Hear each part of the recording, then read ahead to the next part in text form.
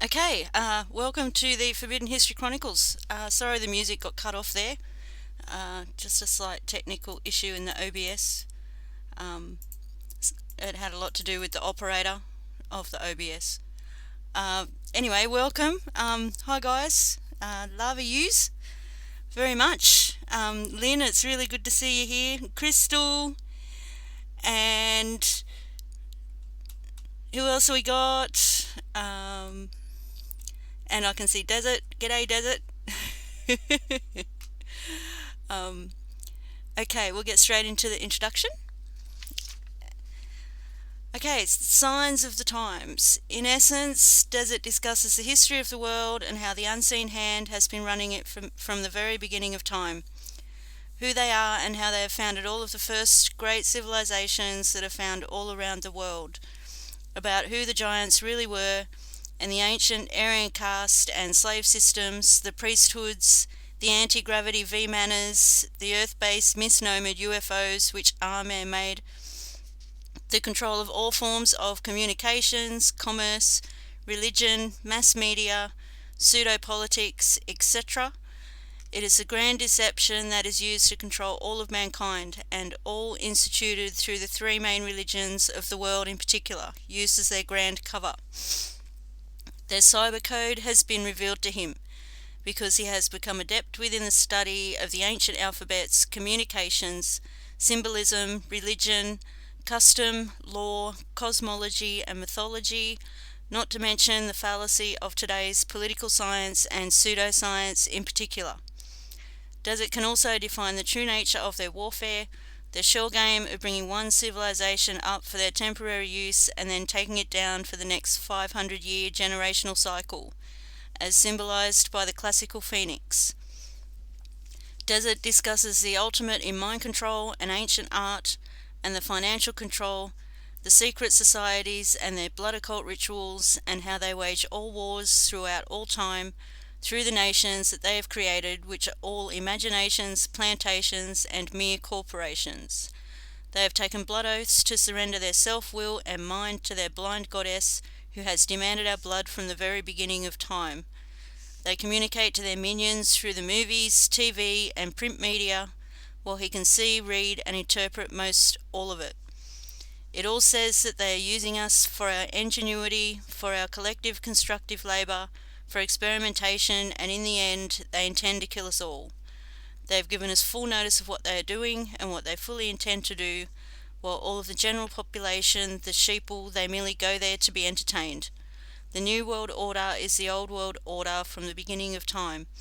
There is a major cosmic natural disaster that is about to happen on Earth, and they know it, but they are cleverly leaving us in the dark, hence the reason that they have built hundreds of underground bases all around the world, while they are leaving all of the people to remain unprepared, uninformed, and above ground, so that when it comes, the mere 5% who will survive above ground will die from the weaknesses and disease that has been generated from all of the poisons that they have been feeding us, from the chemtrails to fluoride in the water, to tainted vaccines, to fake food, etc., etc.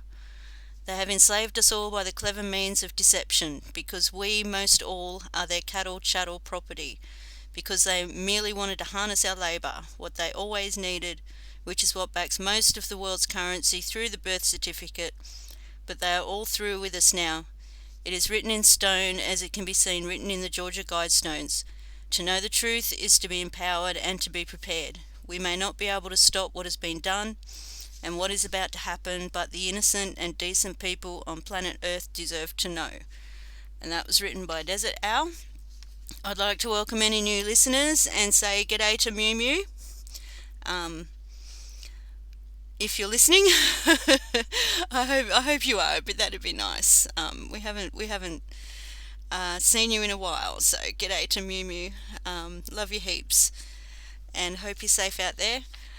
Just reading the end of Desert's introduction, who I'm going to introduce any second now. With the bit about the birth certificate and all that. I'm just looking for it. That backs most of the world's currency through the birth certificate.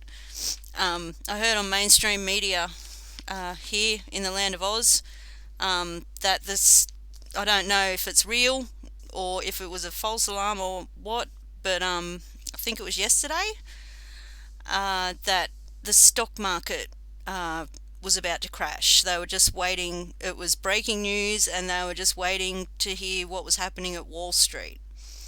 And one of the newsreaders said, "Yeah, the party might be over. The party might be over." And g'day Desert, how's it going? It made me think of you when I heard that, because uh, when you describe the hidden hand and the governments, like they're all having a party on us. Yeah, yeah,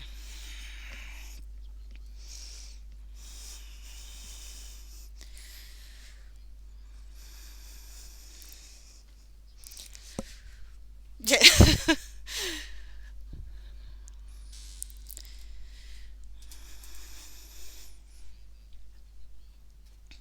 yeah.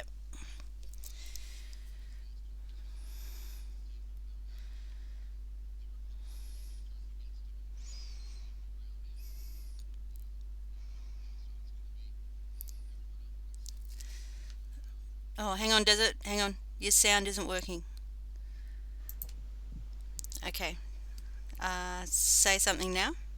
You heard nothing the whole time? You I heard heard nothing? you. Okay. I heard you. I just have like with the music before.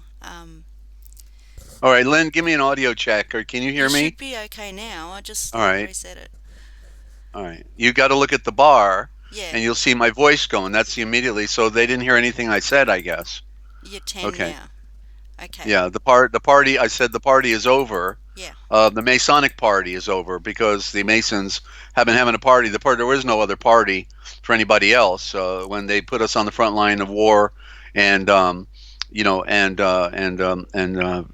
our children and our minds, and so yeah, so they're going to find out that they're all going to scramble for their underground shelter, and to find out there's no room at the inn, and so the ever flipping coin is about to flip on them. They'll, because as I read in the protocols of the learned elders of Zion, and this is a genuine document that was found on a dead body that was struck by lightning, and then was a copy in Bavaria, and they republished it, and they kicked out all the Illuminatis, but of course they always change their names, so it's not hard for them to keep business as usual. But in there it says that the Masons will be in the last rail car. Even the Masons will be reconfigured in their phony new age. But the irony is that all of their plans, I think, have just now been flushed down the toilet because they never counted on destroying the ozone layer, and therefore destroying planet Earth itself. There won't be any life on Earth anymore coming real soon, as we know specifically from Dane Wigington on his YouTube channel, DaneWigington, 2 words, Dane Wigington, and then also on The Higher Truth Rises, and then when we see the UVC readouts on Mr. MBB333, these are the three most important channels dealing with geoengineering and weather phenomena, and and they're not telling us on the mainstream news about this, and it's lethal to go outside anymore. You can't walk barefoot in the rain. You don't want it raining down on you. You don't want rainwater in your mouth, and you don't want to be out under the UVB and C radiation, because it is a killer. Within 30 minutes, you're already being damaged, and gamma rays at night. So we now have to stay inside our cave, and if you go out, you have to wear a hat, protect yourself, sunglasses, long sleeves. Vinyl is the best protection, and that means wearing a hat in the car too. And so we're on a winding down phase here on the planet, and good riddance.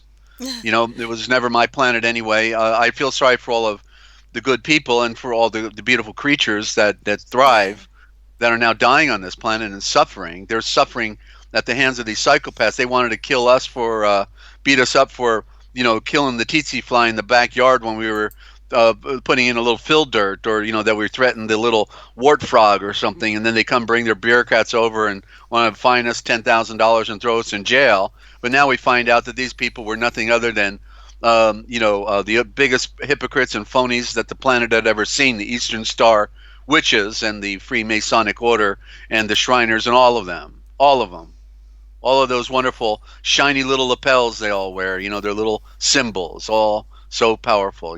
They're all puppets. The Queen of England isn't a power broker. She's a slave. She's a slave of her own castle. She's a slave because they can never be set free. So all they can do is have parties. That's all they got left. Little show and tell, but it's nothing. An empty facade of deceit and deception and blood drinking. I can't imagine what it's like to get high on drinking blood, but can you imagine being addicted to drinking somebody's blood and you got to get another fix? What that must be like? That's where this vampire, you know, uh, Yeah. Yeah. the movies. You remember the early, Yep. Count Dracula Yep. and all that, the drinking. Yeah, that's where this comes from. That's what it's alluding to. Yeah. The need to go out and get some more blood. Ah, blah, blah, blah, blah, blah. I love the way you, I love the way you describe things. I want to bite you in the It's so neck. Can I gross, bite but your neck? Do you it mind? you make me Yeah. laugh. We need laughter. Yeah. Yeah. Yeah. Yeah, and the crypt, and of course we talked about Superman, and I never mentioned the kryptonite. So they're in the crypt at night because, when they come out of the crypt in the daytime, then they're exposed. So they got to get back in their coffin by the time the sun is coming up. These wicked because they work in the darkness. They work in the darkness, Yep. and they don't want to be seen. They don't want the light shining on them. Get the metaphor. You know. Yeah. Yeah. It's a Okay. wonderful world. Um, yeah. Did you want to move? Did you want to move on to uh, while we're on this kind of topic? Did you want to move on to uh, something else that I would love to cover at the start of this program, so that we can just be done with it? Uh, Well, I I don't think. want to be done with it. I want to keep on a roll, with telling the truth. Yeah. It's what it is the militant narrow-minded thinkers out there are ready to kill anybody that disagrees with their position. So are you referring what to flat Earth? Yes. Okay, well, they'll put up the picture. I already knew that, from high altitude, you would be able to see the curve of the Earth. What it is, they go up in a balloon or an airplane and say you can't see the curve of the Earth. Okay, so, but the point is that this military, this is a, oh gee, what is it? U-2. It's a U-2 spy plane, and so the guy went in to take a film of the entire flight that he took, and it's on Forbidden History Live. Just go to the description box and scroll down to the bottom on the last program on Forbidden History Live, and you can click on the video and watch the whole video. He takes you right up there, and this is shows at 70,000 feet you can't miss the curve, and you're looking just at the edge of space right there on the top of the atmosphere. And so he had no political agenda to do this. He was just bringing his camera along and took the shot of the Earth's curve. And so the question is, a picture worth 1,000 words. Um, Okay, now you see, because the illusion is great when you're down on Earth because sure, everything looks flat, but the Earth is so big. That's the Yeah. point. The Yeah. Earth is so dramatically big that people they get, say, they go up in an airplane or a balloon and it's still flat. Well, sure, the illusion Yeah. is flat, but once you get high enough, you then finally can see the curve of the Earth, and we've known this all of our lives. In fact, then we could talk about. The race to the South Pole by Odmundson and the who was Scott the Englishman, and Amundsen the Norwegian. They had a race to the South Pole. What do you think they had a race to the South Pole if there wasn't a South Pole? How could they have a race? And how come one died in the process of coming back? They made it there, but they used dogs.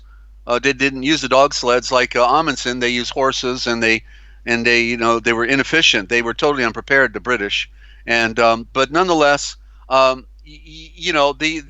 there are so many ways to dispel the ill logic of a flat Earth. Okay, Yeah. and I have friends, okay, that think they're just flat, and I don't constantly, pick on them, or try to Yeah, convince them. yeah, I'm not going to try to convince anybody. yeah. I'm Same, here same to. here. Yeah. Like I'm I'm I'm here. subscribed to channels. I'm sub to Yeah, channels that believe in flat Earth, but I still watch their yeah, videos. yeah. Yeah. Well, yeah, I have friends who. Where was I going with this? I'm sorry. That it's easy. It's easy to dispel the the notion of a flat Earth by looking at the law of physics. That we have the physical real. Like, okay, I had a really good question on the last program on Forbidden History Live, and I missed it.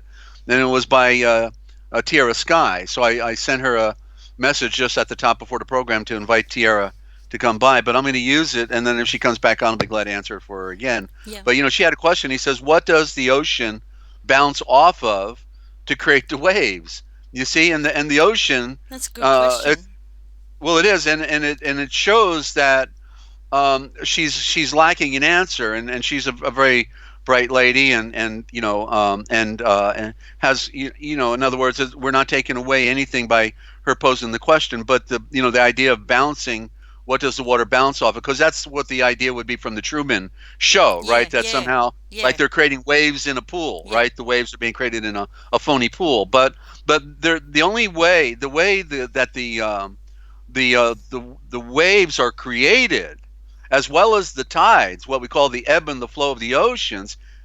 Thank you, Lynn. She's always upstarting me. You know that. And it's the yeah. moon pulling. It's a I got taught. magnetism. Yeah, I got taught that in school. Like they taught us that in Yeah. school. Yeah. Okay. I don't remember that. I was probably sleeping that day. But the moon is pulling on the oceans, on the tides, and then as it goes through its cycles, that's why the high tide, in one part of the month is at 1 in the afternoon. Then the high tide is later on at Yeah, eight yeah, in eight in the evening. That the tide is following the cycles of the moon. It's provable. yeah, It's absolutely provable, and so it's magnetism, and yeah, so that's creating the tides. You see, and that's the spin of the Earth at the same time the moon is going around in a monthly 28-day cycle. So it's the combination of the Earth spinning and the moon's rotation as well. And then they in the ancient time they lit the lantern because if the little boy or girl would say, "Mommy, why do we light the lantern?" and she goes, "Because the land is turning, honey. That's why we call it a lantern. The land is turning." The ancients knew that the sun isn't moving, the earth is moving. And that's the centripetal force that then also creates the currents. Without the spinning of the earth, then we would have no currents. In order to be alive, everything has to spin. And that's, in other words, your body is circulating. If your circulation system shut down, you would be dead. And what happens if you don't move? You get lethargic, and you exactly, and you and you die. So you exactly. have to keep moving every day. You got to get up, Yeah, you move around, and if you don't, you get stale, you yep, get stiff, yep, and then you can't move anymore. yep, You know, yep. Same with you know, everything. yeah, Like even the mind. Like you feel. I don't know. I constantly have to keep learning. I need more input all the time. Otherwise, I feel uh, I feel stuck. I feel dead. I feel blank because the brain's not getting exercise and a constant movement and workout. yeah, Yeah, it's yeah. like But on every level, everything's right. moving. Yeah, Absolutely. So one of the most important elements, in other words, Socrates. I read the Trial of Socrates and his story and everything, and it was just fantastic because he was the one who kept asking questions, and that's called the Socratic reasoning. And Socratic reasoning says if you keep throwing questions at something, you can finally get the answer. And you see, and that's why the people are not critically, logically processing and asking the right questions. As they say, they don't care what the answers are as long as you're asking the wrong questions. Well, how in the world did people navigate on the open waters around the world? Well, they navigated by the stars, you see, and by the position of the sun. And so on the southern hemisphere, there's a whole different group of stars than there is on the northern hemisphere. In fact, there was an yes, ancient yes, legend. an ancient legend about the Southern Cross, because in the beginning, when the Aryan race came on the scene 10,000 eight or 10,000 years ago, give or take, we don't know because we weren't there, and there's a lot of illusions going on, but roughly on average 10,000, could be 12, but we'll say 10,000 years ago, when the Aryans came on the scene and they decided to enslave mankind, the children of Adam, then the Southern Cross was in the sky in the northern hemisphere. But over several thousand years, and then by the time the flood of Noah came, the what's called the Southern Cross had tipped over the horizon and over the edge of the southern horizon and went down further south. And so now, then it became a legend. And then finally, when mariners went out in the periods after the Great Flood, which is the Mediterranean Sea, and then went sailing down across southern Africa or southern America, then they discovered the legend that they had heard about, and there it was, the Southern Cross in the southern hemisphere. There's a Southern question. hemisphere. Yeah. Canopus is a navigator's star. It's the second brightest star. I think What? it's the second brightest star in the Milky Which one? Way. Which one? Canopus. Um, Okay. it's I'm trying to picture it. It's situated. Uh, oh, it's too hard to describe without showing a picture. But it's in the southern sky, and it's known as the star that the sailors used to use for Yeah. navigating back in ancient times. And Okay. you just explained everything. Um, Canopus would have been in the north as well back then. I see. Okay. Right. But well, so Yeah, what it is it's dealing with the processions that the earth, the ancients knew. This is again evidence of how Adam was in the throne of the sun with Yeshua while he made all things on earth over several billion years, because he knew, they knew. How did the ancients know the procession through the star constellations, the galaxy? How did they know that when it's a 26,000 year cycle? How could they possibly know that, since nobody lives that long? Because Adam was up there with Yeshua while he made all things on earth for the 3.5 billion years that creation was evolving on earth. And don't let me lose my thought here. And so the earth, every 72 years is 1 degree in the great clock, in the cosmic procession of the zodiac. So which is correctly known as the Matzoro. So you hear the word row, because it goes yeah, round. yeah, The Matzar, it's the mother stars. The row through the mother stars is what that implies. We're rowing.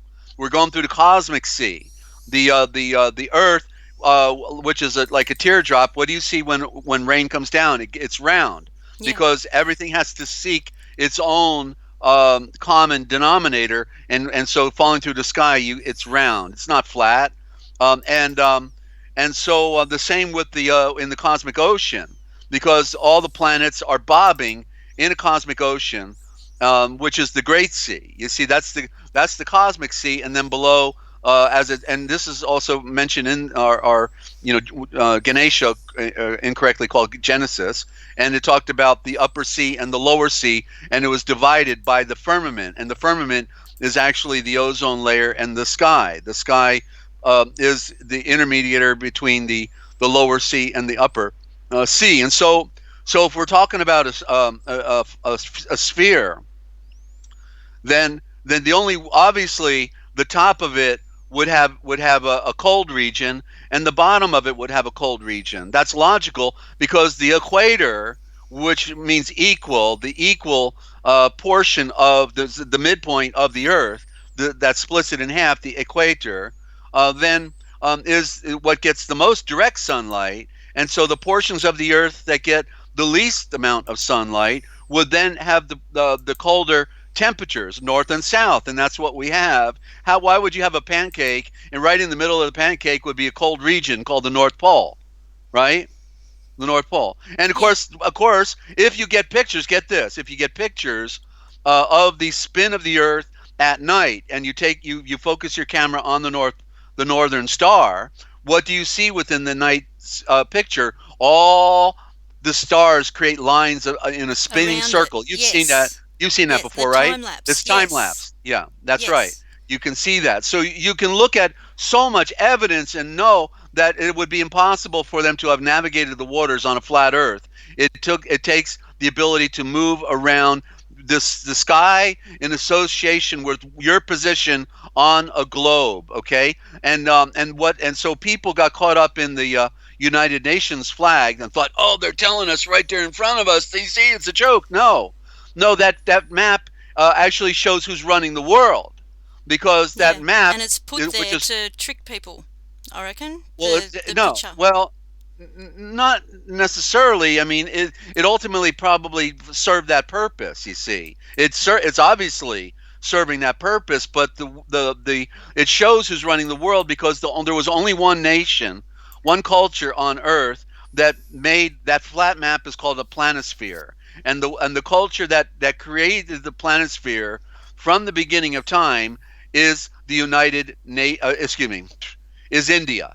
Okay, India, the Hindu, ancient Aryan Brahmin, the Sovereign, created planispheres. They even put one on the ceiling in, in Meitzar, falsely called Egypt. There's one in one of the temples in Meitzar, Egypt. You'll see on the ceiling a planisphere, but yet, of course, they were controlled by the unseen hand of the Aryan Sovereign priesthood, the Brahmin priesthood, and so it was India that made the planispheres, and it was a way. In other words, they didn't make globes back then, you know, which would have been a lot harder than just to make a flat map. So they made flat maps, and then they would, point out their different civilizations on the map around the world, and they would also use it to make different types of calculations. But it is only it's a convenient way, of right, carrying a map around with you, because they didn't make the globe. Maybe, at that point either they didn't want to, they wanted to keep people in the dark about the round Earth and how things operate. Remember, it's always about mind control, Yeah. and Yeah. therefore that's why, they why did they hide all the ancient technology? Yep. Well, it'd be the same reason they would hide a globe, right? Yep. They would hide a globe as well from the ancients, Yep. to get them to think the flat's Earth, because it's so easy to say, look, isn't it flat? No, but isn't it true that the sun and the moon are round, and that we can see clearly the shape of the circle, and then we look at the other planets, Saturn and Venus, and we got Carolina Skywatcher or whatever on our Forbidden History Live channel. Just go to the homepage and look at the featured channels. Down at the bottom, you'll see Carolina Sky. I can't remember off the top of my head his actual name of his channel, but Carolina is the first word, and he's Carolina shown all these Sky Astronomy, I think it is. sky astronomy, right? Yeah. And he's showing through his telescope all the different orbs, that were around. Everything came, and the other fat thing is that then anybody who's embracing, the flat Earth can't tell you where it came from. They cannot, because, as you know, with our presentation through the scriptures and through the enlightenment of Yeshua, we know that in the beginning is the light, and everything came out of the light. And Yeah. so, Yeah. as magma, star, the atoms of a star came together to form a fireball. And there was even a picture on YouTube a couple years ago, and it showed the umbilical cord 150,000 miles long, connected to an orb, and then it disconnected and it went off. And somebody got that on film, whether it came from NASA, I can't remember, but and it showed how the sun is giving birth to children, meaning planets or moons, and then they go out and they drift. Well, obviously, these round orbs that we see everywhere in our solar system, not to mention we also identify with them in further away star groups, and have identified planets going around stars, that they are round. They are round. And so you have to keep throwing questions at things, but look at things logically.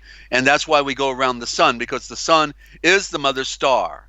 Everything came out of the light. If they're calling themselves Christians and they're not going to acknowledge that everything came out of the light, which is the sun is the great logo, that's the symbol, then then they let them have fun trying to explain it all, because it's so fundamental that it defies logic that they don't get it.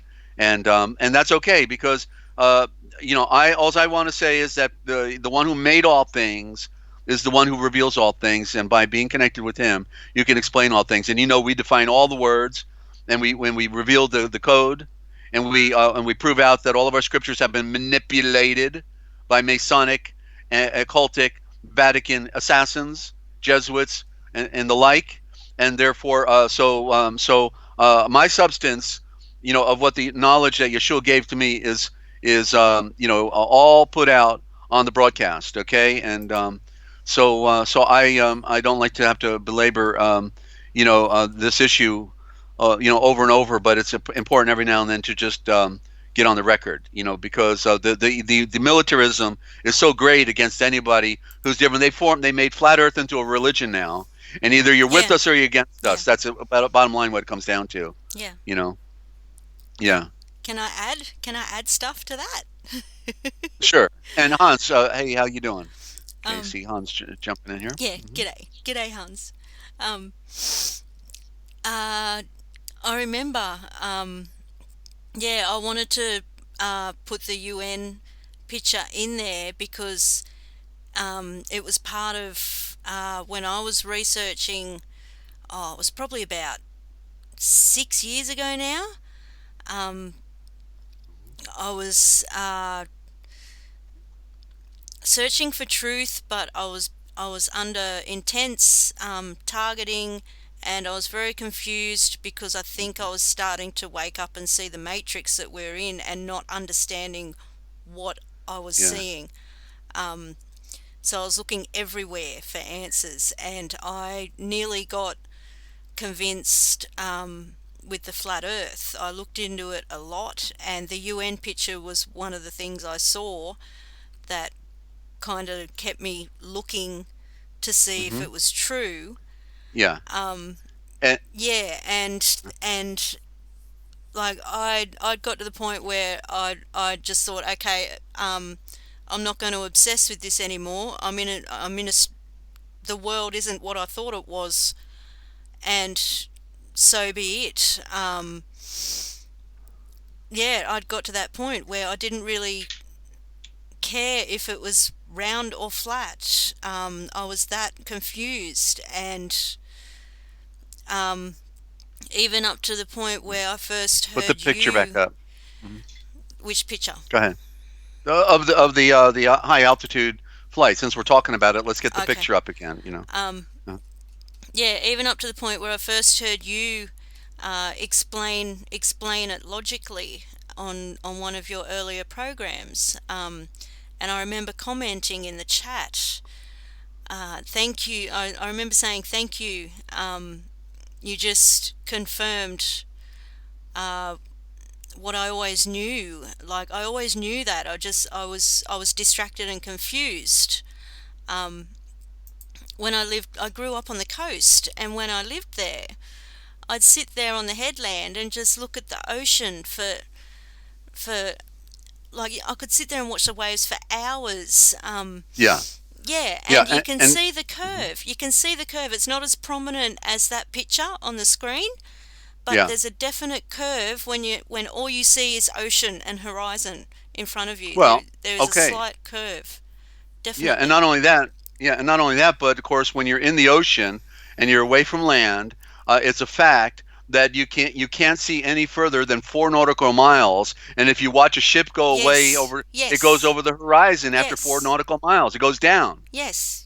I It used to doesn't see go up. the big, Yeah, the what are they? The big tankers, the big oil tankers yeah, uh-huh. on the Hmm. horizon. Yeah, And they would disappear. Yeah, and yeah. go over the And so horizon. and Yeah. so the sun.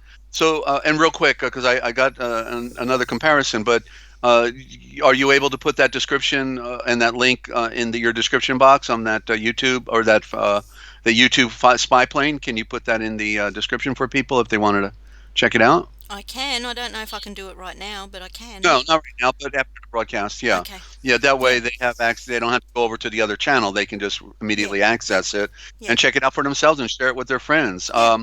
And so the conjunction of the sun and the earth and the moon, remember, the microcosm is like the macrocosm, and the macrocosm is like the microcosm. And so basically, what the sun and moon and the earth all represent on the microcosm are the proton, the neutron, and the electron with the atom.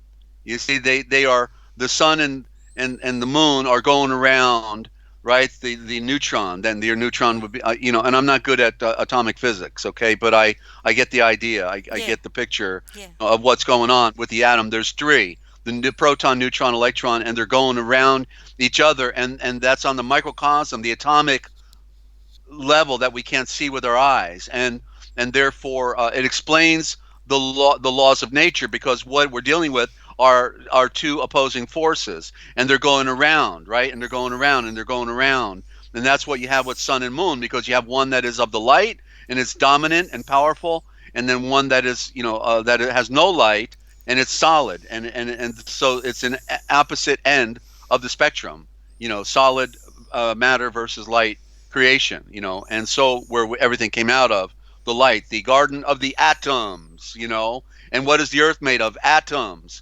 And the atom and the earth came out of the sun of 4 billion years ago, give or take, you know a billion, and that's how this all came to be. The other point is that, of course, the scriptures define clearly that at the center is the light. In the beginning, is the light, and that Yeshua is light, and in him is no darkness at all. And so out comes the light. What comes out of the light? Everything comes out of the light. That's the beginning. When he said, "Let there be light," Zorain, Zorain, light, in the Indo-Germanic, and then outside of that light comes creation. It's called the emerald fire, and the emerald fire is what comes down here and ignites the earth with green. So it's a star creation, and when it said everything that was good, when it said in the 6 days of creation, and it said everything was good, and yet that's milk toast, because what it implies is that, really, come on, let's call it what it is. Everything is perfect, made perfectly, and then but yet it says in the Hebrews, it's Yalzar in the Strong's Concordance, and so Yalzar, means the product of a star. It's the product of a star, and so I just, I had another trail to go down, and it just slipped away. There's so many, Yeah. so many ways to approach this, dilemma. But basically, okay. So in other words, what the flat earthers are implying with, because they never tell you what's underneath the earth, right? It's just the bottom. But it also therefore doesn't allow for the explanation of the geophysical nature of the earth, which means we have volcanoes all over the world, and it's because we have a sphere, and that it heats up at its core. It's heating up at its core and it's pushing out, like an explosion, with the pressure of heat. But so what they're implying is that Yalvahe is not great enough to be able to make a geosphere, which actually is what geode means, as a sphere, actually. And I think about it, and so therefore he could only click his fingers and create magic and create a sea aquarium, like we put fish in a sea aquarium. But that's the best he could do. He couldn't create a biological bottomless pit, even though the scriptures call it, the earth, a bottomless pit. And that's where the watchers fell and are bound forever in chains. That's right here. That's right here. We always got the picture of some smoking pit somewhere, with flames coming out of it. And it's not. The bottomless pit is the earth, because it has no bottom. You see, so the scriptures are defining it that way. But then Fenton is also the one who showed how they deleted all the word in our scriptures that use the word sphere, and we find it now through the Old Covenant, because Fenton put him back, and he's the foremost expert on the Greek and on Hebrew. Okay, so I've laid enough groundwork for people to do their own homework now and figure it out. Oh, buffering, yeah, of course, Buffy is here now, because we're talking about this important issue. Buffy's clicking all the buttons now. Yeah. Is it still buffering, or how are we doing? Mine's not buffering. Mine's Are we getting any? okay. I'm You can just audio trying to check. I'm trying to get your dictionary up on the screen, and maybe that's got something to do with it. Well, Wanted yeah. to, Don't. Uh, I just what wanted are to you gonna? show something, but it might be better if I just read it out. All right. Yeah, I'll close it because yeah, I've got too many things open. That's right. Yeah, and we've got this picture. I think this picture is good for the program here. I like it. In other words, they're going to have to close their eyes real hard now when they see this. Close your eyes, go to sleep. You didn't see this. Just remember that. You Yeah. know. Yeah. I also have something else I want to contribute to this subject, but I will go to your dictionary first. Sorry, I'm just rearranging all my pages. Oh yeah, I can see the buffering. I can see the buffering now. Um, Okay. Yeah, and it just closed out now. So did it? okay, it's back up. It's back up. All right. Okay, I'm going to try refreshing. It closed out again, and now it's back up. All Yeah, right. my chat's been disconnected. So, oh yeah, okay. Now it's gone red. Still green in the OBS. All right. All right. Just keep rolling. All right. It's just. Okay, I won't Mhm. refresh yet. I'll wait until it comes good. Okay, a couple of things. We'll go to your dictionary first. Um,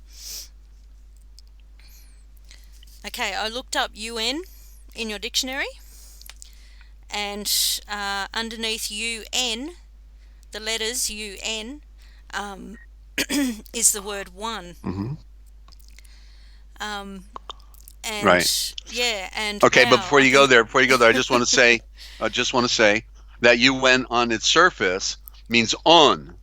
So they Okay. are the undoing of our planet, right? In the prima Yes. facie Yes, yes, yes. I surface. But wrote down continue because unto. you're. Yes, It's also a code. yes. It's a code. Desert. I saw it. Yeah, I, yeah. Un I is wrote French. down. Un, deux, trois, quatre, cinq, six, seven, eight, nine, ten. So un is one in French. Yeah. Yeah, I saw it. Like I wrote, like I've got it written right here. UN, and then I've got one because that's what I saw in your dictionary. And then I was thinking of all the un words, and the first one that I wrote down was undo, and the second one was undone, and the third one was unworthy. And I was trying to think of more unwords, but I couldn't. Um, yeah, just Yeah. seeing Yeah. And UN mhm. as one, and then putting Right. one, replacing the UN in the words with one, and you can see that it's all been reversed. And Yeah. yeah. Okay, but it also the UN we find then within what's called the United Companies, because you remember, as I pointed out, America was originally called States of America on the Declaration of Independence. There Oh, was no. United States. Oh, Oh, you see, and so what they did is they added the word united to the title of States of America, and they never showed us when the switch out occurred, but it was the Francis Bacon evolution of the New Atlantis, so they were developing it as it went along, and so what we now ended up with is the United Company. So you got United States, and there's like 150 United States corporations. Then you got United Nations. Then you got the United Can Company in Central America. The United Companies, and got United Airlines. You got United Pictures. You got So you see, and then they go to.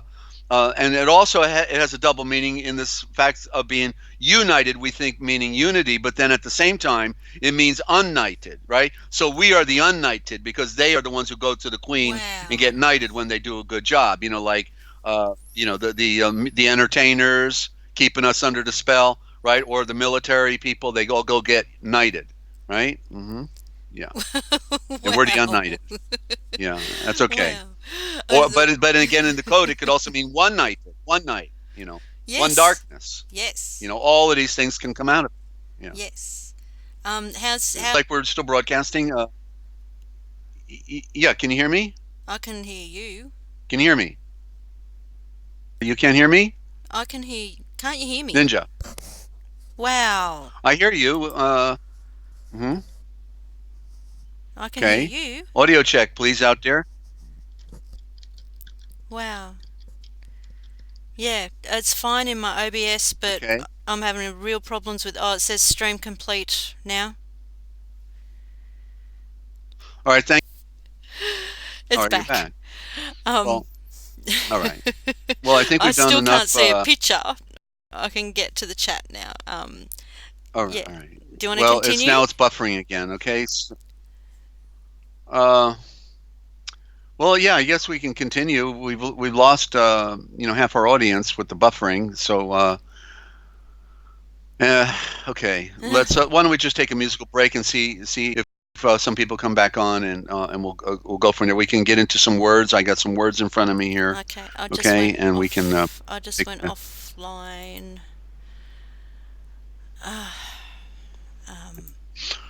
And it's back, and it's okay. green.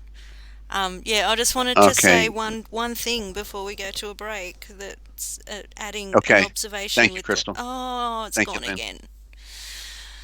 Um, okay, we'll go to a break, and it's resumed again. Back and forth, back and forth, back and forth. Right. All right, I'll say it now, and then we'll go to a break. Yes, does it? The broadcast, and that would be enough to publish it. So, but we'll go to the other side, and we'll see if we get our audience back. Okay. If not, then we'll call it a wrap. We did a short version, but it's an important one, for people to hear. Yeah. Okay, because they've lost the ability to reason, and to see Yeah. things clearly, Does it? and they're going to have to close their eyes. Right. Crystal, everyone's saying that they can hear us. So the shenanigans are just going on here on my end at the moment, I think. Yeah, I just want to add to It the says flat one earth watching right because now. okay. Yeah. Yeah, I just want to add to the Go flat ahead. earth thing before I forget. Right. I've pointed this out before in my videos, in my sky videos. I think a lot of people are under the impression that we are in a dome and the earth is flat because of what they've done with our sky. We know it's been completely manipulated. They're throwing all their technology and poison and whatever else up there, and it's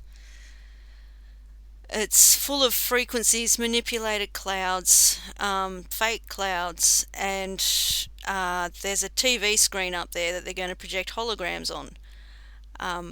I think that we are stuck in a bubble. Dane Wigington explains it a lot better than me, but I think we are stuck in a bubble, and the atmosphere is that thick with what they've been doing with it that we can't really see past it at this present time. And what I've been seeing, I've been watching the sky patterns for years, and it's like there's a dome-shaped bowl, like a template, up there that goes from horizon to horizon, and it's always the same shapes that go around the sky, across the sky, every single day, and it's either it gets hidden with certain clouds, it gets enhanced with other types of clouds. They manipulate it in all sorts of ways Mm-hmm. with their sky show. And I think people are seeing that and assuming that we are under a big dome. Now, how is that possible when what I see in my sky only goes from horizon to horizon? I watch other people's sky videos and see exactly the same thing going from their horizon to horizon in another part of the Mm-hmm. world. So I think it's like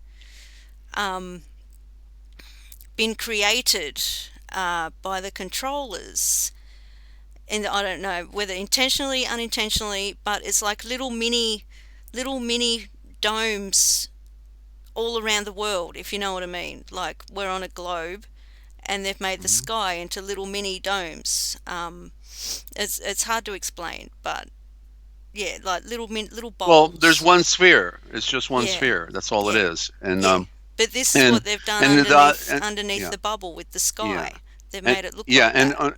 Yeah. and all the people that are following flat Earth, I can it's easy to deduce because I saw it. It was a phenomena that happened all at once on YouTube, and it was put out by the propagandist, of course, that put all the propaganda out, and it's the divide and conquer crew, Yeah. and that none of the people that are waving the flag flat earth had figured that out on their own.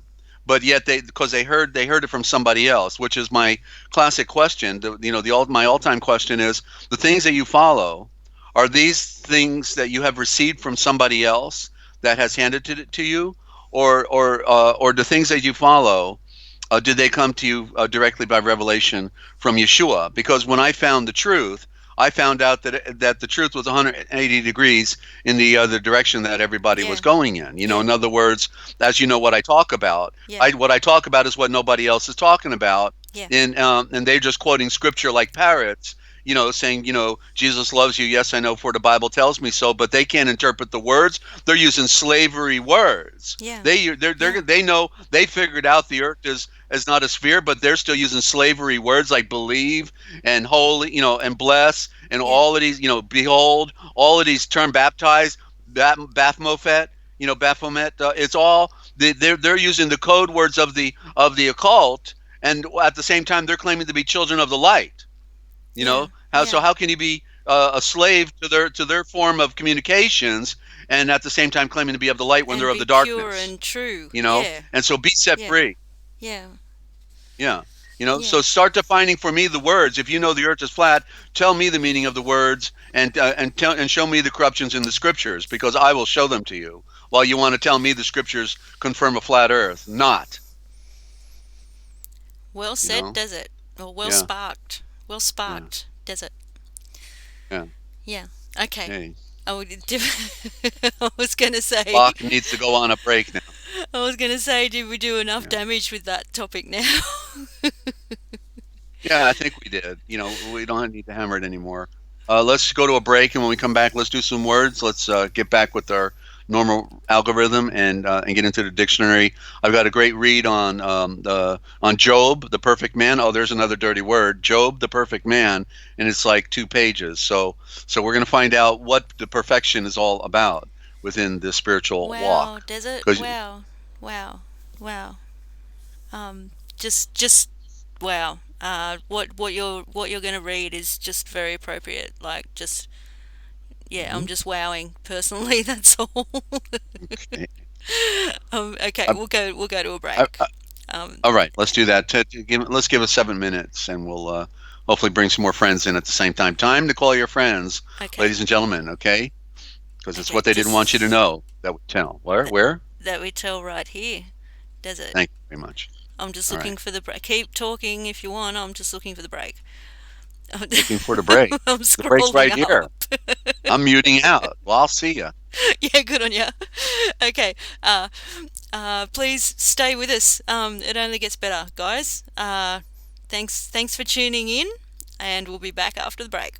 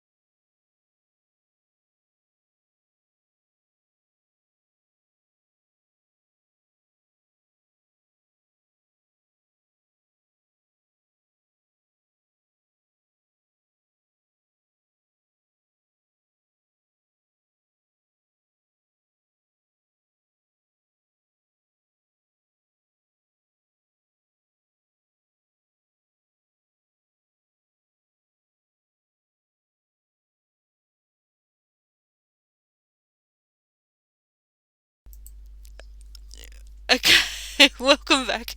Welcome back. You're listening to the Forbidden History Chronicles here with NinjaCat 111 and Desert-Owl from the I'm sorry.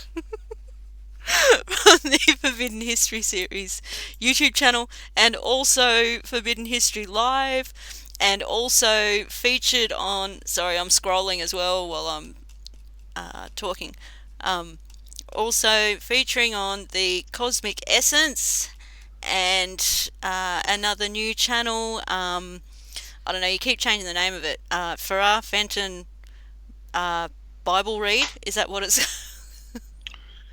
Is that Well, what it's yeah, but called at the moment? we're gonna modify it to the lost writings, probably of ancient Okay. Well, time or I'll something like put this that. one up Yeah. So anyway. yeah, Just yeah, yeah, it's going to be because the I want to same be look. have it Yeah. more general to do different works, not just Fenton. Okay. Good. Okay. Hmm. Yeah. So please subscribe to the new channels as well, and if you're not as yet subscribed to Forbidden History Live and the Forbidden History series, all links are in the description. Please subscribe and check the bells on all the channels. Um, I need to update that picture, I just realised. Cosmic has a different look now. Um, okay. Yeah. Yeah, we'll have to get that other banner on there. Yes, I Just will. paste that link in, and now it says 17 subscribers, so we're on a roll. Yeah. So yeah, That's pretty good. It only says 10 on there. maybe we'll have 18 by the time you do it, and You I hope never so. know. You never That's the know. cosmic number. 18 Wow. is hiding the three sixes, and that's the number of a star. 666 is the number of a star. Okay. Wow. Wow. Okay, and welcome back, Yeah. Desert, if I didn't say that Yeah. before. Yeah. Thank thank you. No Okay. So worries. before I do the words, since Job has a little extension on this read, I want to make sure I have enough energy to do Job justice, because Yeah, this I is want the to hear that classic one. story Yeah. that Yeah. came, and it comes out of, yeah, it comes out of Nineveh. Job is not a part of the culture. He is sort of like from a tradition that comes from the Aryan race, but it is out of Mesopotamia, originally called Padamaram, and it's a classic story because he was a devotee of Yahweh. He was a devotee, but it was not. This is a writing extra. We might call it an extra biblical writing because it's not. He was not from the tribe of Zavramhaim. He may have predated or been contemporary with Abraham, Zavramhaim. Okay, so Zavramhaim is Abraham. Okay, and but I just want to also mention on the Cosmic Essence channel, Ninja, you also now have posted part 4 on the true nature of Adam. I So have. I recommend people check it out. And I think after reviewing the first 4, if you only wanted to get people's attention and get them to listen to the series, the one I think to get them to listen to first, and we got one more coming up, number 5. But Yeah. number 4, I think if you could only send one link to get some friend to listen, ladies and gentlemen, part 4 I think is the one to get them to listen to the whole series.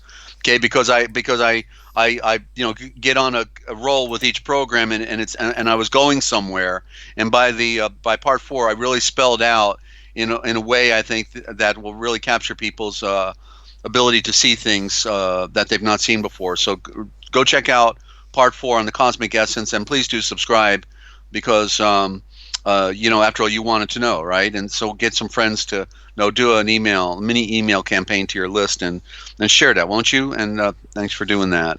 Okay, so there's, before we read Job, I have 2 quotes here. I sent you that music video, Ninja, with 8 hours of beautiful Yeah. music. You may want to consider posting that for everybody, since I'm mentioning it here. You can post that there as well for Okay, hang on. people Just that let me need. write down. I need to do the Yeah. Earth, the one with Yeah. the Well, picture of the Earth. I'm just writing down links. go do that, and I'll keep talking. All right. And Okay. we are trying to obviously provide things that help people. And this 8 hours of music is literally some of the best graphics, the It's best sound, beautiful. and Yeah. most beautiful quotes at the same time on the bottom, ladies and gentlemen. I don't know how these people could produce such a beautiful work, but they did it. And so check it out. Ninja will put it in the description below. And for people who have trouble sleeping, I think this would be a really good test for playing this while you're sleeping at night. I think it will really help you to relax, and that's what it's geared for. It's natural healing music. Yeah. It's very very soothing, and I do it with my workout. Is what I'm doing. So I've got two quotes from there, and the first one is, "We were born through the divine love, and the love is our mother." That's a beautiful Yeah. expression. Because the truth is, we see the motherly love. We know, like when we were little, whenever we get in trouble, we're saying, "Oh, geez, don't tell dad." Let mom punish me. Okay, mom was always softer and gentler because she brought that baby forth, and so the mother's love, is so it makes sense that the love is our mother. Love is our mother, and so that is really interesting because Yeshua introduced the divine love. We saw in the old covenant the harsh reality of eye for an eye, tooth for a tooth, and kill them all. And so what Yeshua brought in was that motherly love, and while at the same time it represented the Father. In other words, it was the Father's will. The Father's will is not to be harsh, like we say, don't tell dad, right? Because we know dad, he's the tough guy, he's really going to hit me hard. But yet the true divine love with the Father is the same motherly love. It's the gentle love, and that's what we've lost through this dense world with our dense matter and our dense thinking, and our flat thinking to add. And so I never saw a flat tire turn very far. Did you, Ninja? No. Never mind. Right. All right.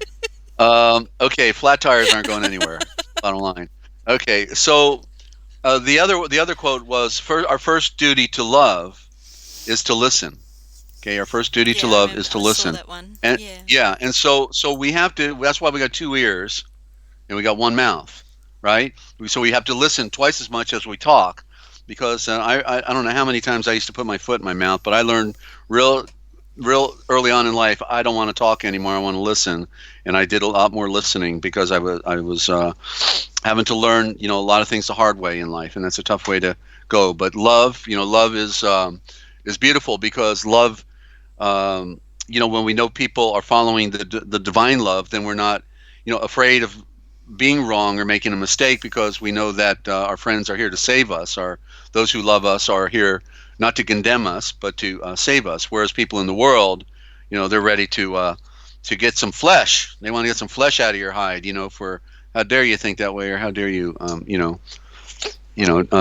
anyway, you know what I mean. It's Yeah. being euphemistic here, but so let's get into the book of Job, okay? Yeah. And Also, just excuse me for a second. I'm just going to find that screenshot and put it in okay, the OBS while you're talking. So there'll be a black screen for a second. all right. Okay? All Okay. right, I'm turning up my Logitech headset a little. Okay, so we're in the book of Dictionary of All Scriptures and Myths. Okay, and let me turn on a little headlight here. I can't see too good right now. And this is called Job, the Perfect Man. Oh, geez, I mean, come on, is this true? Can somebody really be perfect? And it's the dirty word. And by the way, what's interesting in the new gematria, gematria is when you add up the letters, Yeah. Ninja, Yep. and so the word perfect and also the word computer add up to 666, meaning a star. You see, Wow. it means a star. Yeah. So there's like six different basic gematria systems, but it's the common one, and you can do it yourself. And it's the one where it's a the first 10 letters are 1 through 10, and then after that it goes 20, 40, 60, 80, then 100, then after 100 it's going 200, 400, 600, 200, 4, 200, 300, 400, 500, 600, 800 being the last letter of our modern alphabet. But if you use that system, you can see it. Okay, I used to play with geometry a little bit. It's not a needed. It's not a required science to convey the truth of the original thought, but there is a science there that shows how words add up in our are harmony with each other, matching, you know. And there's some beautiful waters right there. It looks like it's And hovering. That's why I took yeah, the screenshot. It's beautiful. It's from that channel that Desert was talking about, guys. So yeah. yeah, absolutely beautiful. I'll put the link in the description after. Yeah. So okay, so Job, the perfect man, a symbol of the incarnate self or soul, the greatest of all the children of the East.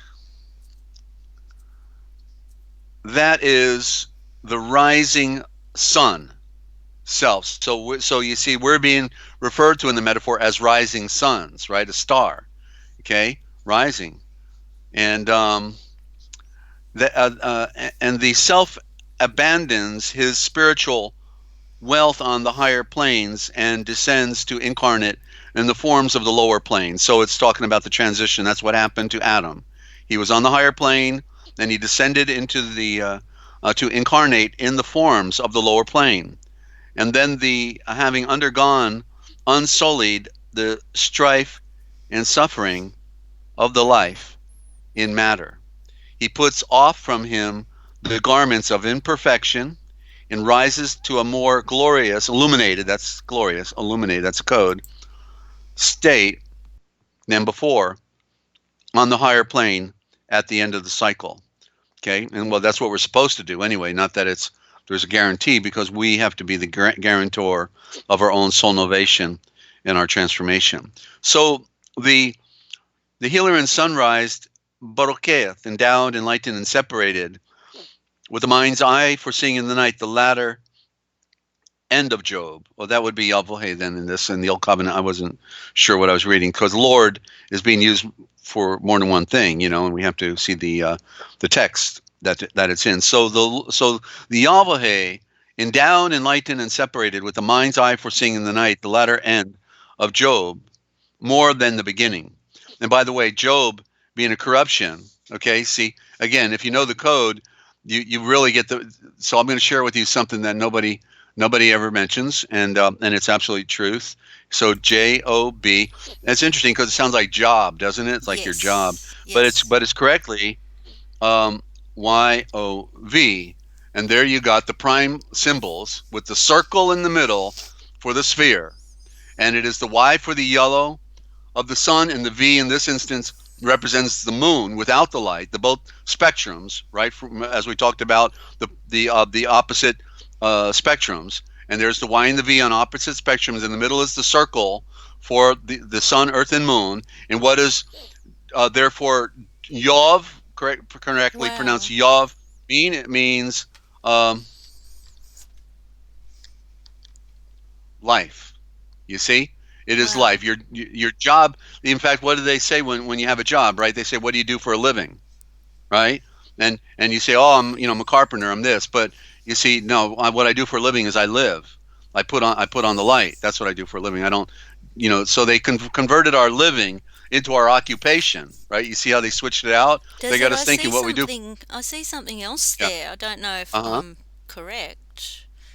Um, the Uh-huh. YOV, if you reverse it, VOY, is the start of voyage, and isn't that what we're on? We're on a voyage.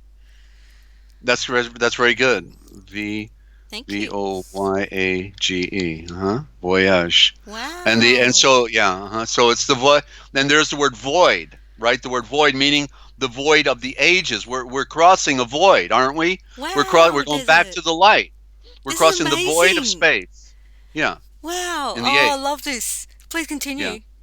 More. Well, you're helping out here. You see. You continue, or I'm I'll get done. back to my You reading continue. here. All right. So yeah, that's the beauty how it unfolds. You see, because you see, just like I put the word vav there, because the wave, Yeah. the waves are going across the cosmic sea. It's coming from the light down to us, so that we can have an experience and to see things we've not seen before. The waves, just like we talked about the ocean and the waves coming in, the waves never stop coming in, right? Yeah. The only Yeah. way the waves would stop is if the Earth stopped spinning. Yeah.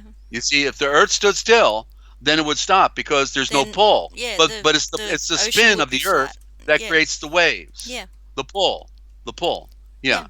Yeah, And in the wave, you then see the golden ratio, which is what's also called the Fibonacci symbol sequence, because it is not a perfect circle in the wave, but a curl, and that curl rolls out. And that's the like the nautilus shell or the snail. And we see another creation. There you go, the wave right there. That's the sequence of the Fibonacci. All right, so continuing here. The three friends. Okay, I'll just read that one in regular, because I know that when I transliterate original thought, then some people might get lost. So the Lord blessed the latter end of Job more than his beginning. Job 13:12. And the three friends, his three, with friends like this, you don't need enemies. I'm telling you, Job's three friends.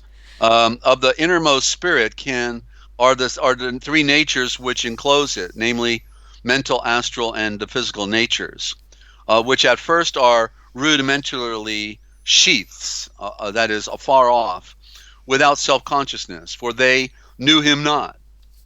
Then afterwards, as they come by appointment together, they grow into organized vehicles of the soul, bringing suffering and trouble with them. And they remain in the animal and pre-human stages for a complete period. And the symbol of 7, that means we're locked into time. When you see the 7, it has to do with time, the weak. And why do we call it weak? Because it is weak. It is not the strong. It is the weak, because the day without end is what we want, and that is strong. The day in Yeshua, that day that never ends, because time is an illusion. Okay, and so irresponsible beings, quite unaffected. Let me try this again. They remain in animal and pre-human stages for a complete period. 7. Irresponsible beings, quite unaffected by the spirit or the Ash of fire within. That's a good picture. Let's stay there. Okay, unaffected by the Ash of fire within, the spirit within. None spake a word unto him. Then, so what it means, if you go back to the story, his three friends came to visit him, and when they came to visit him, they all sat there for 7 days and said nothing. Okay, that's a custom. That was a custom of the ancient time for spiritual people. They came to visit, but they were because their friend was suffering. They knew he was suffering, and so they all wanted to meditate and be of one mind together. Yeah. Yeah, Wow. and that we have that same story in the Aquarian Gospel, when Yeshua came to meet with Philo in Alexandria after he met his great test in Hierapolis. Then he goes to Alexandria to meet with Philo, to go to Philo's house, and there waiting for him are the 7 sages, which included Philo, and then they sat in silent meditation for 7 days before they began to speak. And so this is a tradition. These people of the ancient were so respectful, were so in tune, and on a higher plane. We're ashamed. We couldn't hold a candle to these people for their discipline and their honor. Yeah. That they had. Their We've been focus, like we've yeah, lost focus. Yeah. totally totally screwed up. Yeah. To be, meaning twisted. Yeah. Our world has been twisted. Our minds have been twisted, and we have to untwist it. We have to put on the light of the ancient past, because that's where the answer comes from. And that's why we light the lantern. The lanterns. Okay. The natural could not perceive the spiritual. There you go. Okay. In the 3rd chapter, the self is described as beginning to operate in the human mind through the lowest thoughts of cunning, craft, revenge, anger, etc., which often have in them elements of truth, justice, love, and so on.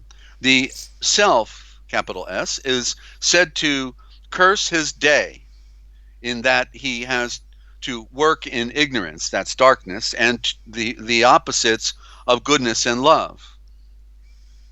He looks forward to the time when the blind conditions into which he was born in the soul will perish. That's right, get off the merry-go-round. He longs for the death of the lower instincts and desires. These utterances of Job, in his affliction, are expressions of miserable humanity, declaring the wretchedness of its own condition by nature, by reason of the fall and consequent curse, pronounced upon the seed of Adam, the seed of creation, Adam. Philippus, Bede, and Aquinas say that Job, here speaks as a star navigator and that's the original word for prophet, and mourns over the corruption and misery of a shun by nature. As Tavat did, you must see and read it for yourself. I was shaped in inequity, in that meaning in darkness, in the division, and in blindness hath my mother conceived me. And the Elohim, of course, the lower Elohim, not the great Elohim, which is the logo, the sun representing Yeshua, but the other Elohim actually created for Yahweh and did not know, that there was and this is part of the ancient tradition, that there was a greater than Elohim itself. Elohim was working for Yahweh, but was blind. That's symbolic of the blind goddess. She's operating, but she doesn't know the whole picture, like we know in part as well. So we become Elohim, and the cosmic Elohim is physical creation, and therefore physical creation has the propensity for serving Yahweh, but has been programmed to do so on the atomic level. But therefore Elohim, in other words, how people say when they don't like to use the word God, and they refer to the universe. They say the universe, right? That's what I used to do. Yeah. Right, and why would you define the creation as the divine when it is the creator that is the divine, right? Not the creation. The creation is his product. Yeah. And so that's the distinction. Yes. They're recognizing the lower, but not the higher. And even the lower itself could not see what was above it, because it was operating, by the program it was given, to serve the Great One. Yeah. And just like the occult serve the Great One, whether they like it or not. They can't avoid serving him. They serve his purpose. They are the proverbial scapegoat. They're doing their job. I'm happy it's their job. I'm doing my job. They got their job. I'm very happy for everybody. They love their job. Good for them. They're sellouts, scum of the earth, but they're serving a purpose. They serve a purpose in our world, and they're doing the job. And if it wasn't for them, we wouldn't be able to rise above it. The darkness of this world. That's it. We came into the darkness first, and then we saw the light, and so we saw the light shining, and we then come out of the darkness through the light. So we are introduced to darkness first. That's the lower realm. That's the nature of things. We looked up at the sun every day and didn't get the symbolism behind it, right? We just saw it up there as some biological entity that of creation, and gave it no other further thought. Yeah. But yet it is the great logo of our Maker and of our Redeemer, and it shows his non-ending power and energy source, where he says that all power has been given when he rose from the dead. When he came back, not he's coming back, when he came back from the dead, he said, all power has been given unto me in the earth and in the cosmos. All power. That's his power. Never stops shining. In 1 hour of daylight, we can literally run everything on Earth. If we could harness that energy, run everything on Earth for a year with 1 hour of daylight. That's how much energy is coming out of that star. Mind blower. And that's just one star, and he's got all the power, all the stars. These utterance, that's what makes us look like an amoeba. You know what I mean? Like how can we compare who we are in with what he is, but yet he's making us an offer to put on that light, to put on that power of sovereignty in the great mystery, to be transformed, because the way he just came down to be one, among us, and walk with us, and eat with us, and drink with us. He became like us to show us the way, so that we could become like him up there, in the great mystery, in the fire, and going through the water and into the fire. Okay, so these utterances of Job in his affliction are expressions of miserable humanity, declaring the wretchedness of its own condition by nature, by reason of the fall. and consequent curse pronounced upon the seed of Adam. Philippus, Bede, and Aquinas say that Job, here speaks as a star navigator and mourns over the corruption and misery of Ashan, man, by nature, as Tavat did, David. You must see and read it for yourself.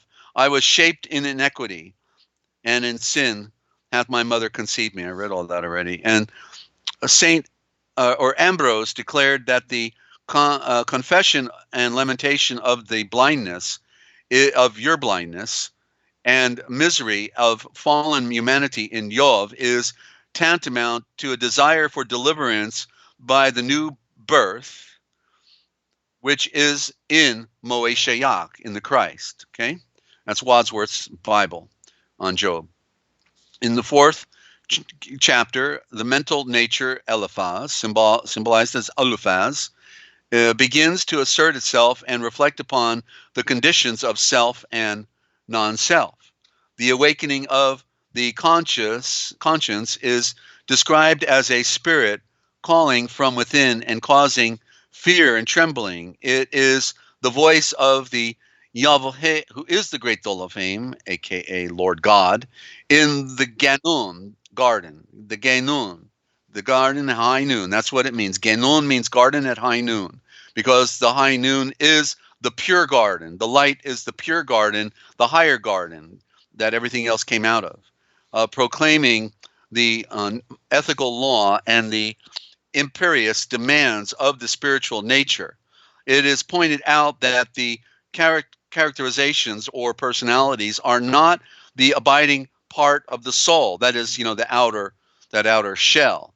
That's the illusion. For they perish betwixt their goings forth into incarnations and their coming in. See Job 4:20. The reason why the Asha fire, the spirit, is so full of complaints and despondency is that the perfect, expressing itself through the imperfect, is filled with a sense of limitation, oppression, and dissatisfaction. The spiritual tragedy is the divine sacrifice, the crucifixion of the Asha fire in matter, the spirit in matter, crucifixion of the spirit in matter. That's what happened, right? When our spirit is quelled by the material world, right? We want this, we want that. Yep. We're too busy. Sorry, I don't have time for that right now. Thank Yep. you very much. No love, right? Yep. So that's that kills the spirit. That they are in conflict with each other. And therefore it's then depicted in the beginning as the masculine and the feminine. Which one is it? You see, there's a constant cycle going on. It is both male and female, and yet it is neither. It is in the great mystery of the one, the play of the one, but yet we see the many. Does right? I have a question? Can I have okay. Yeah? Mhm. Which I think you might have just answered. I'll just tell you what I wrote down that was going through my head sometime tonight. Anyway, I wrote down. Wait, it's night over there? How can that be? It's daytime over there. Flat Earth, it'll be lit up, wouldn't it? Oh, okay. Yeah. It's cold down there, isn't it? It's cold where you're at. It's not up here. How did that happen? It's quite balmy tonight, actually, compared to what it has been. But we're going to get cold again. Anyway. Gives me an idea for a new soap opera. We used to, Excuse me. when we were little, it was called As the World Turns, but of course now we can say As the World Lays Flat. Desert. Go ahead. Sorry. I had to do that. I know. Sorry. Anyway. I think it's dead, Continuing. It's just laying there. It's not doing anything. All right. Continuing. Okay. Was going around my head. You didn't see what I did there, did you? Going around my head. Anyway, I wrote By the way, your head's not flat, right? It's a sphere also, right? Go ahead. That's your soul. It's your sun. Okay. Right, I wrote down, because I was getting a bit confused. I saw something and it got me thinking, and the more you think, anyway, The more So you think, the more you're in trouble, right? Yeah, go ahead. I wrote down mother, and next to it I wrote spirit. This is all a question, by the way. Wrote down mother, Okay. spirit, because I was thinking of mind, soul, and spirit, um, because they can't all be the same thing. So I was thinking mother, spirit, father, soul, and this physical reality, our mind, which is our ego. Um, does that sound about right? Um, Because I was trying to see the difference between spirit and soul. And, well, okay. Well, or is there a difference right. at Well, the all? soul is the logo, right? So the soul is the symbol, and so when what is in our soul is our spirit. In other words, if the soul, um, as it is represented as the sun, then and that's the great logo, but that nobody identifies. Therefore, um,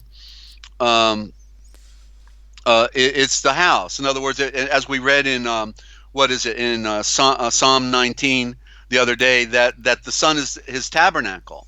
Oh, that's his temple. The sun is his temple. So his spirit is in the house of the sun. Well, that's what it said in the beginning, right? It said that the spirit moved upon the waters. Well, what it was talking about, not the ocean, but the breath was moving upon the cosmic waters and then breathed into the star, and the star is ignited. So when the spirit moved within the cosmic garden of the atoms, that was a gaseous orb before it was ignited. When the spirit moved in there, then it's ignited. So if the spirit moved in you, you'd be ignited too then, right? That's what receiving the spirit is all about. That's the promise that we all have, that if we will continue in well doing, the promise of Zavaram Haim would come, which is the great breath of the wind and fire, the spirit that So we I've all need got to them receive. around. So if I swap them around, um, it sounds more like the soul is the mother and the spirit is the father. If you look at it that Well, way. well, you see, the spirit is one, Yeah. and so the female and the male division came out from the spirit. So Okay. so Okay. so so the spirit is beyond male female. Okay. It is male female and beyond. In other words, you see, in the androgyny of the oneness. So the division comes out, the separation came out. He created, um, you know, um, and the first atom, and then the first atom becomes the first made of all made things, and that's Yeshua, and then he becomes the active agent, the first atom. Just imagine, right? The first atom becomes the active agent for all of creation, and therefore is working for the great architect, because the builder. Realize the builder and the architect are not the same thing. So Yeshua is the builder, and Yahweh, the great spirit beyond our universe realm, is there's that UN again, by the way. Is the architect? Okay, so Yeshua was not the architect. Yeshua is the builder, and he is also the building, because he constitutes all things. You see, and behind it all is the spirit. So the division comes out when you talk male female. You're talking about opposites: light and darkness, hot and cold, up and down, in and out, good and what I'm saying, good and bad, and all Yeah. that. So I So see. that's Yeah. creation. See, I That's the see the manifestation mind of as the creation. darkness part. The mind as the darkness part. Well, That's our brain, if we look at the brain, the symbolism of our brain is it's got two halves, even okay. though it's one, right? So it's telling us we are divided creatures, and that we have to bring both right and left together, the left and right hemisphere, and think clearly and totally, and not left paradigm, not right paradigm, but considering all things, and just like I left no stone unturned in my attempt to discover things. I read ancient mythologies, Greek mythology, Native American mythology, because I wanted to know what they thought. How could I become enlightened, and know how to talk as an authority on things, if it's like the narrow-minded Christian thinking? Well, it's not the Bible, so I'm not reading it, man. Okay, that's voodoo. I'm afraid I might be corrupted. Well, if you're serving the one who made all things, then there's nothing to be afraid of. Perfect love casts out fear. Perfect love wants to know the truth about all things and the true nature of things, so that we can clearly define things as they really are, not as they really or only seem to be, right? But as they really are. So Wow. so okay. Yeah, Did I I help just you? yeah. um so I think I see it better now. The soul is more like the Yeah. house for the spirit, since the soul is the sun, We the can say logo. that, right? Because Yeah. we can't put our finger on the spirit itself. But, what all we can call it is energy. Yeah. In its pure essence, right? It's on. You can't touch it with or hold it Yeah. in your hand. Yeah. What you are, Yeah. okay? And so the soul is represented as the head, and the head, and then even so, the outer part of your head represents the sun. But guess what? When you look at the brain, you see gray matter, and therefore it represents the moon, right? So both polarities are Wow. hiding right within your own head, right? Yeah. Yeah. Both spectrums. Yeah, it's the great Wow. There's mystery. you have And, an answer for everything. I love it. Love and it. so I posted their father because people, they, don't make the picture, get the picture that Faye father is Faith Thor, and so when we're talking father, we're automatically already talking mother because Faye father is Faith Thor, and Faye is the virgin. Eye of creation, the light of creation. There's the AY for the eye, PH for creation, and Thor with power. So the woman was given power, and the power is within virtue. If we want power. Well, then we can only have power with virtue by putting on the light of purity, the light of honesty, the light of truth. And when we put that on, then we've got power with the one. And so that's why the people are in the outer darkness suffering. They're suffering because they are not connected, and that's why they can't see anything clearly because they're looking with their eyes closed. Just like that picture of the round Earth, right? They're gonna have to close their eyes real hard not to look at that picture at 70,000 feet and see the curvature of the Earth. I want to see what their argument will be then, because they cannot reason. They're going to close their eyes and say, "No, I don't see the curve at 70,000 feet. I don't see it. It's not real because it blows my paradigm. It doesn't fit my narrative. It doesn't fit the simplicity of my simple thinking. That the Earth's flat and there's a border around it, and we're in an aquarium. We're in a sea aquarium, and because they're following the illusions. In other words, I did the homework. I looked at every video that was out there trying to purport the flat Earth, right? And so they're talking about how the rockets go up, and then Yeah, I the saw rockets all of go on that. a Yep. go, Yep. go on a tilt. They Yep. go on a tilt. They Yep. never go to outer space, but they don't get that. That's the psyops. They're looking at the psyops and thinking it's real when it's a mind control game. Yep. That's That's being run why. by the Nazis. Yeah, that's It's why a I wanted Nazi to program. show the UN symbolism Yeah. picture, because the the picture of the Earth looks like a flat plane on that UN picture. That's why I wanted to show it. Yeah, Right. because I Well, saw but I'm that as talking part of the about the way they psyop. use the arguments about the rockets go up, but they don't really go up, and they come over and they saw it go up the coast of Florida, and all this stuff. Well, yeah, they did that. They did that to get people. They Yeah, engineered yeah, all of the arguments for the flat Earth yeah, purpose. yeah. You They've see? got everything covered. They've got all their And I's and dotted and their T's crossed. And Yes. the only problem is the people are asking the wrong questions, because when you ask the right questions, you can't deny the fact that the earth is round, because that's how everything that explains all the physical nature of our planet, from the oceans to the atmosphere, the weather, the currents, the hot and the cold, the up and the down, the North Pole, South Pole, both freezing, in the winter times, and all of that. And how come Australia is hotter in the summertime than North America is hotter in the summertime? Because actually you're closer to the sun in the summertime, and that's why Australia is getting the real whipping of heat. Okay, you're getting the real one because you're closer in your summertime when the Earth is now tilted towards the sun, right? In your lowest, lower, what do you want? Down under.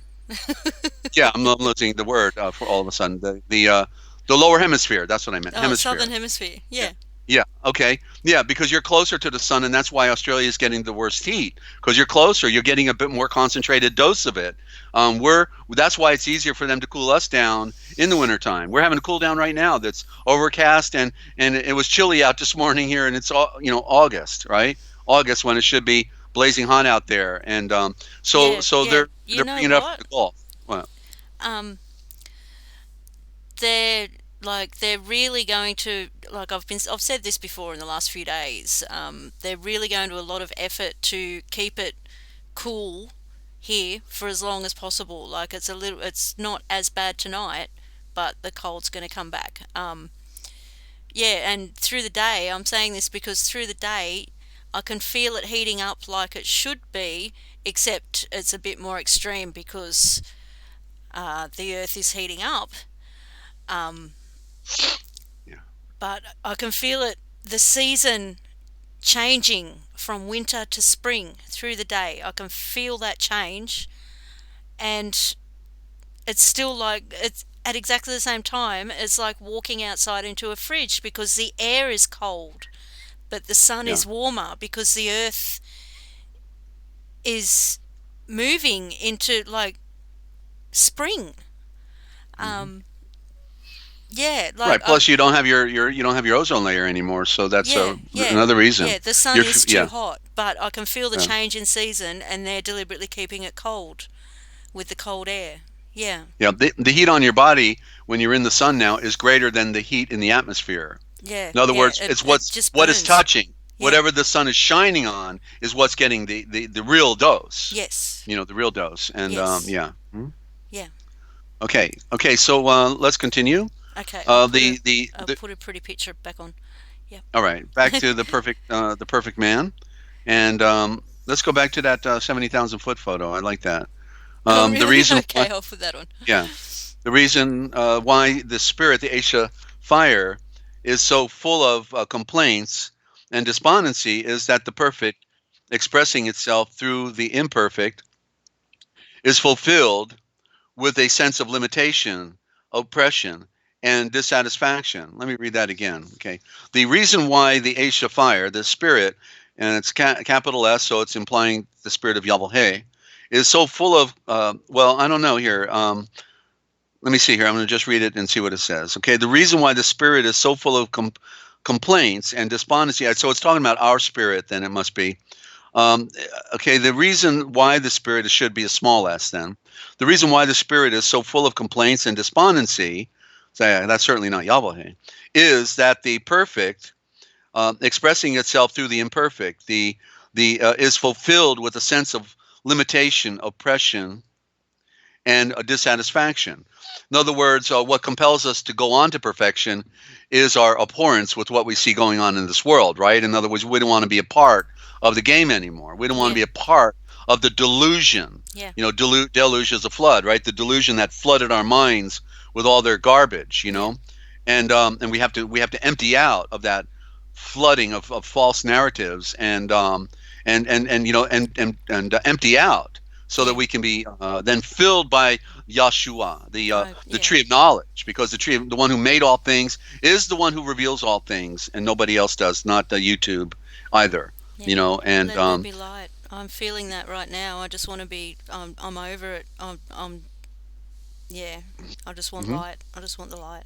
Does it? The spiritual tragedy is the divine sacrifice, the crucifixion of the spirit in matter. Okay, so our spirits have been quelled. We were right there a bit ago.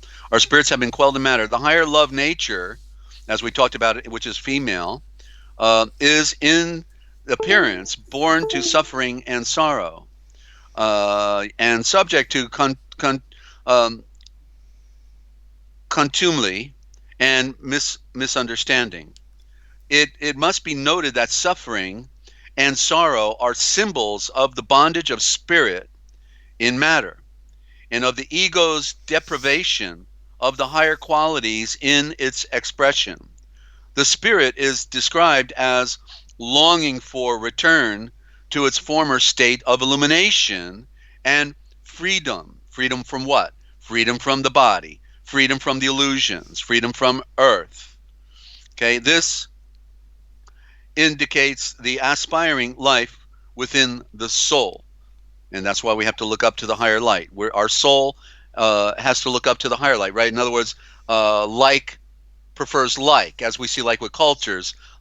People of dark color like to hang out with people of dark color. People of light skin like to hang out with people of light skin. People of Asian descent will always hang out in Asian communities, right? Everybody seeks out their own quality, right, within nature. And so because we have a soul, which means the sun, a connection with the light, therefore we want to embrace and look up at that light and go to it. We want to go back to the light. Not everybody, because there's a dual nature going on, and some people love the perks on planet Earth. They love the perks. And so, okay, so the spirit is described as longing for return to its former state of illumination and freedom, and indicates the aspiring life within the soul, the shul.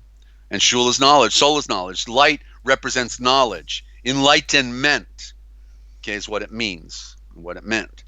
Okay, it is needful to remember that the three lower vehicles can only express themselves in the lower mind, for the seat of consciousness is only in the mind. The accounts of for the same this accounts for the sameness in the speeches of Job's three friends.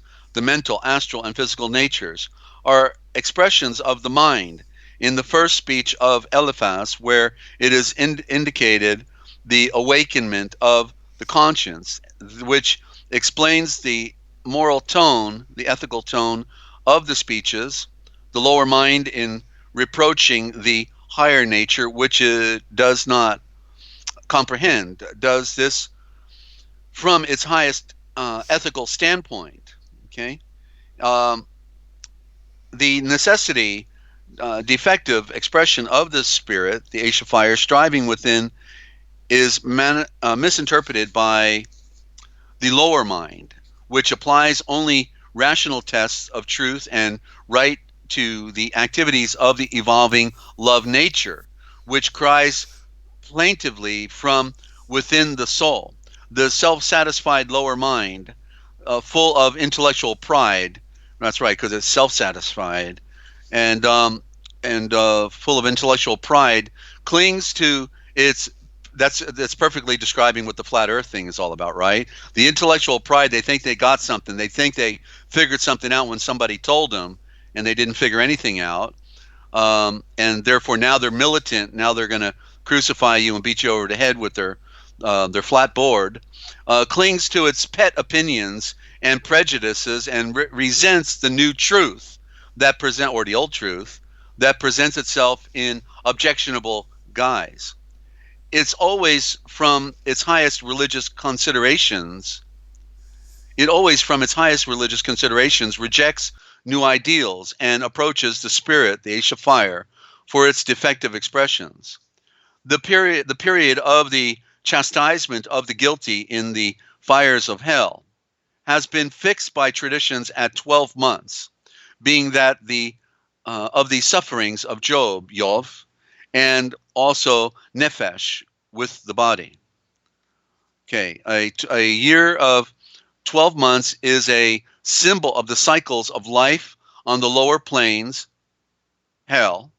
There's your hell, the lower plane, during which the souls, we knew it was hell, right? But they got us to think it was somewhere else, right? Always disassociating us from reality by another idea, another good idea, Yeah, no, this is hell. This is where people are suffering. Yeah.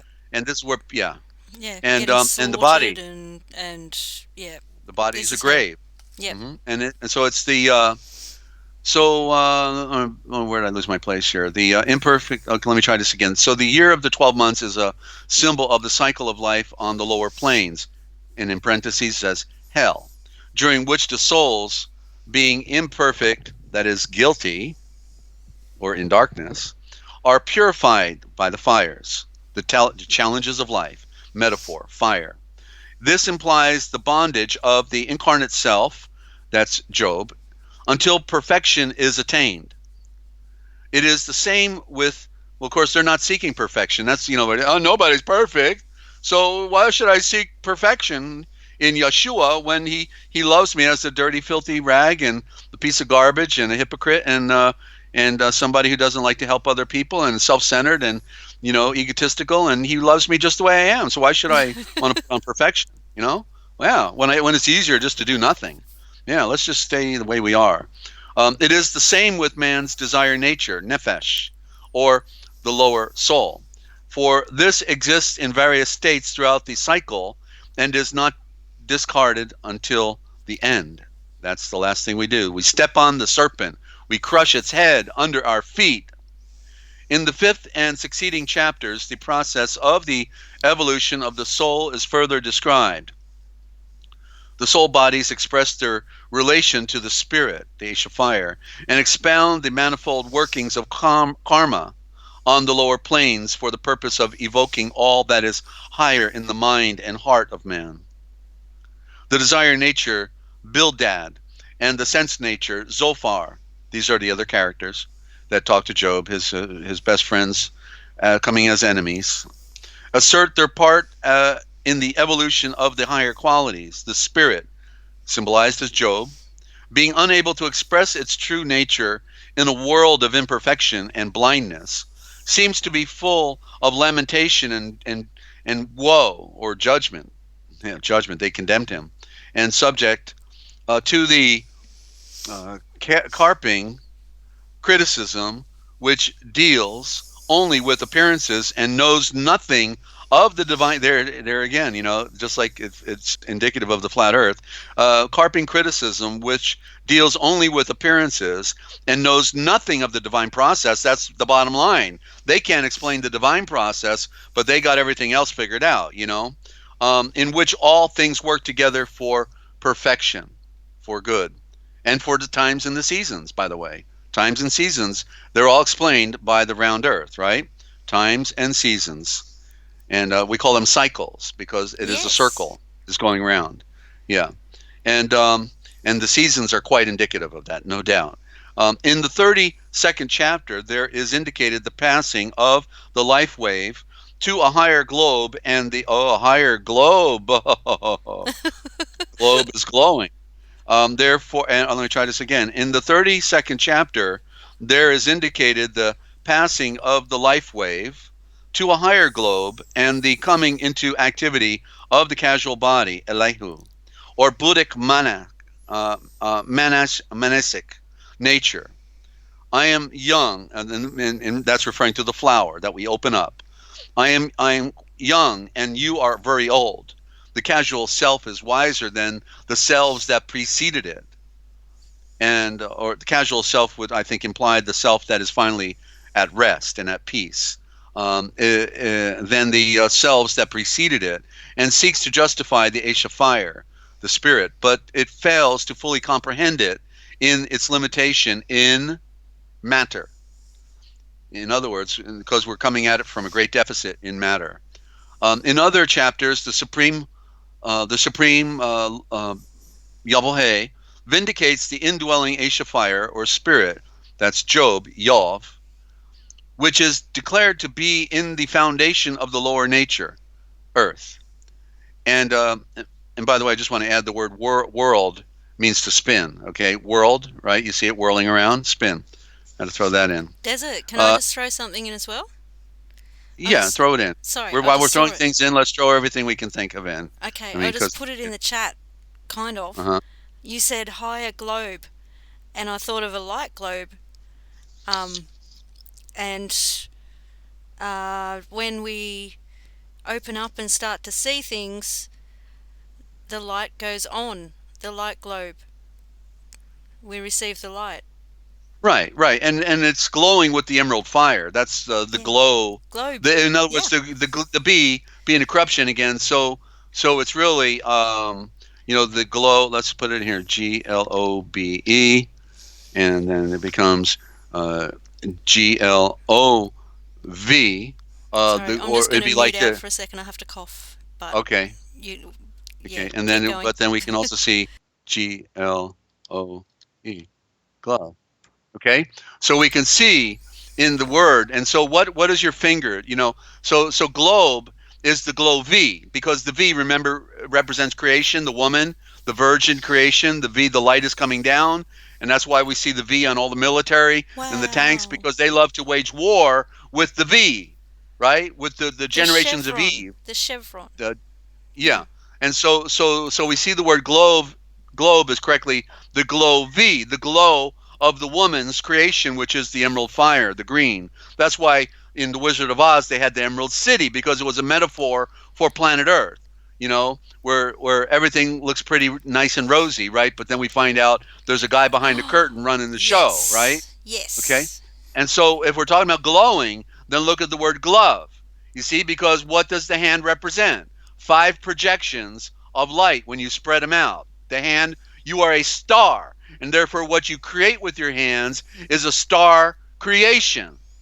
You see, so there's the glow V in the word glove, okay? In the word glove.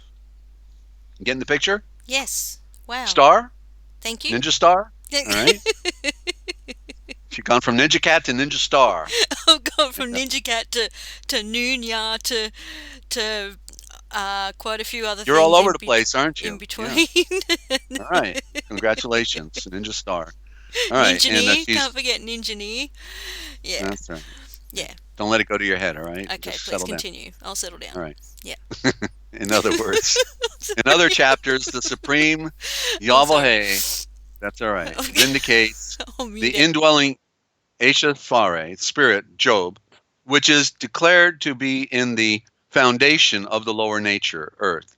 And he exhorts the Esha fire, the spirit, to complete its evolution.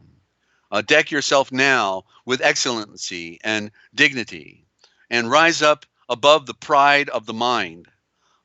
Finally, and be as if you don't know anything to learn something. That's the first rule of love, is to be able to listen.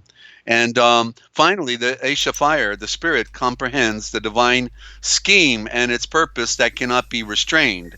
It realizes itself in its oneness with the Supreme, for now mine eye seeth thee. And the lower nature then falls away and disappears. The patience of Job, Yov, is that's life. The patience in life. See, Job is a metaphor for life. His journey is our journey. His struggle, which is an extreme one, is an expression of our struggle, okay? And is the patience of the indwelling. The patience of Job is the patience of the indwelling Moeshayak, the Christ, who fears Yahweh and escheweth the darkness, and is always waiting to redeem the imperfections of the evolving souls who are essentially himself. The serpent, the adversary, that's the flesh, is but the son against, but is but the son, son, an agent of the Supreme to work his will. The serpent is the limitation and the illusion, inseparable from manifestation. Everything is the serpent. Everything is the serpent. And it envelops the self in the process of involution and has to be resisted and overcome in the subsequent process of evolution. The Moeshayak, the Christ, the divine Job, conquers the serpent by his own strength and purity, and enables his members to conquer the serpent by his power. That's Wadsworth on the Bible in the book of Job. There came a period when the spiritual monads, the seed of the sun, were ready to manifest upon the Buddhic plane, the enlightenment, in other words, and thereupon relativity and the opposites supervened. The self, that's Job, then descends to the mental and astral planes and becomes obscured to the lower consciousness.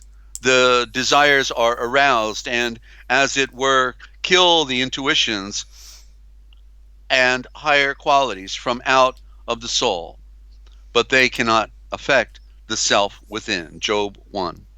Again, there came a period when the spiritual monads descended, and that's a code. See, monad became a code, and it really expresses the Aryan watchers who fell. There came a time and a period when the spiritual monads, that's the Aryan culture that had the Enlightenment that gave us all the great civilizations around the world and all the great technology we experience today. These we see monad is monad, meaning the creators in the duplication that continues on, Okay. descended to the mental plane. They came down, and in the lower nature of the soul began to experience the strife and suffering consequent to evolution in conditions of ignorance and blindness. Job 2. And therefore it behooves thee that endowed and enlightened, the Barucheth, not blessed, but Barucheth, the endowed and the enlightenment with and separation with the mind's eye foreseeing in the night, the blessed Job, also, and uttered those high mysteries of his incarnation, should by his life be a sign of him, whom by voice he proclaimed, and by all that he underwent should show forth what were to be his sufferings. It's a reflection on Yeshua. He knew ahead of time what was going to happen to him. Accordingly, he blessed, but that's Barucheth, endowed, enlightened, and separated with the mind's eye for seeing in the night, Job, Yov, or those who can hear, conveys a type of the Redeemer who is to come, who came, already came, together with, and he's here right now. That's the good news. Seed planter, teacher, tree of knowledge, tree of life, who has come together with his own Budhe, that's the church in parentheses here, and his wife, who bids him curse.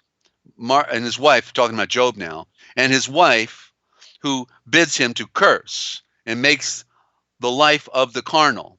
Okay, so the woman again gets the bad rap here, right? She said, curse him because that is the jealous God, symbolic of that terminology, the jealous goddess, the jealous goddess. So the woman, that's why the woman is smaller, because she represents creation and the fall, but man is there with her.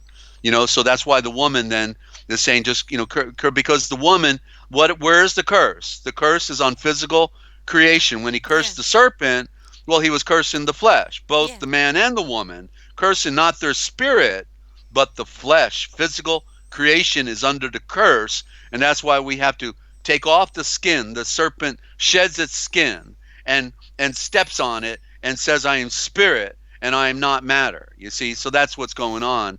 And so his wife, it creates that picture again here, because she was smaller, she was weaker, and didn't have the strength of Job. That he's the one who got the boils all over his body.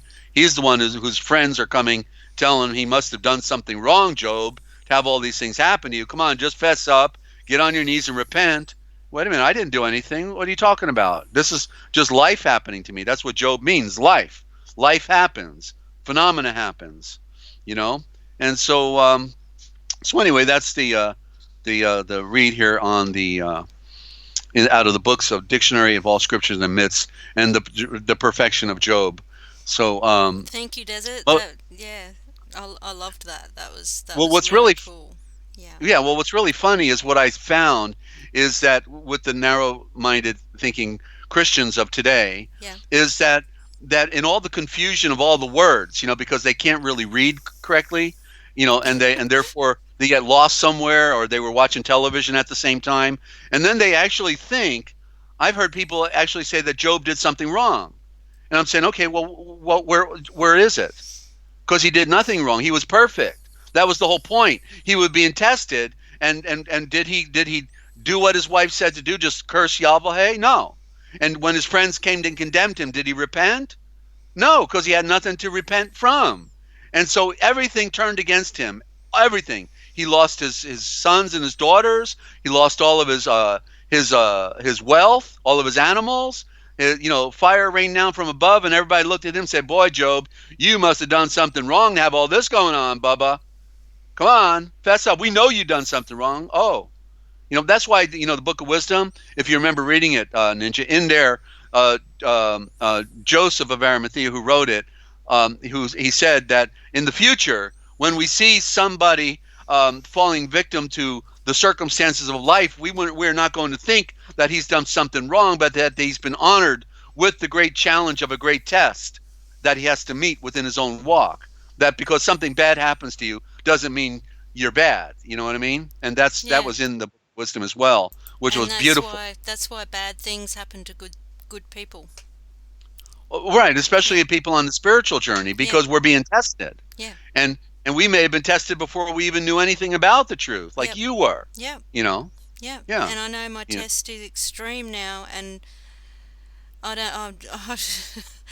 I'm just glad I know that. I'm just glad I know it's temporary, and it's there to help me um, get stronger, and eventually go home, because I'm not staying here. I'm not doing this again. Yeah, as I was On telling the you round before. earth?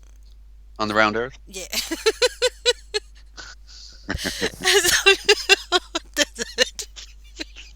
You don't want to go around one more time, in I other don't want to words, go right? around one more time. All right. As I was telling you before, like, for example, the last 20 years or so of my life have been extreme stress. Not, I didn't even know what relaxation was at one stage, and yeah, I thought I'd seen it all. I thought I'd been through it all. I thought I'd, been at the lowest of lowest. And the last couple of days, like I told you, the panic attacks are just non-stop now, and it started manifesting in my face. And that's why I was amazed when you said you were reading Job, um, because I could relate to it, because I've never had it happen, like, when it in the past. People could tell when I was under stress because I lost weight. I'd lose weight, um, and now it's manifesting differently. My face has swelled up, and it's hot and red, and quite sore at times. And the more, like, just a tiny little bit of stress at the moment uh, causes it like causes it to get worse. And the only relief I got was when you shared that 8 hour relaxation video. And so thank you for that. And I'll put the link in the description. Outstanding. You bet. And yeah, so I could relate to that. Like, I'm not being punished. I'm I'm I'm being tested, and yeah, I'm just glad I see that. Um, because otherwise, I don't think I'd make it through the struggle right now. So yeah, I can Right. relate. So yeah, Very, please very, very continue. good, Ninja. Yeah. Yeah. Well, let's go to a break, and then we'll camp it off. I'm really starting to lose my voice here. Let me see how long. I was thinking if I should do a segment out of the Forbidden History of America by the Informer. Let me just see how Okay. many Well, you can do a pages that little bit is. if you want. No, And no, that one's too big. But maybe I'll do symbols. I'll just come back. We'll cap it off with symbols, and maybe a word or two. Okay. Oh yeah, here's a good one. You know, I wrote. This is one of my quotes. That I wrote way back when about truth. The mind will resist the truth when it has been programmed to believe a lie. That's the yeah, bottom line here. yeah, The mind will resist the truth, resist it when it has been programmed to believe a lie. And so people are going to have to close their eyes real hard to look at that picture at 70,000 feet.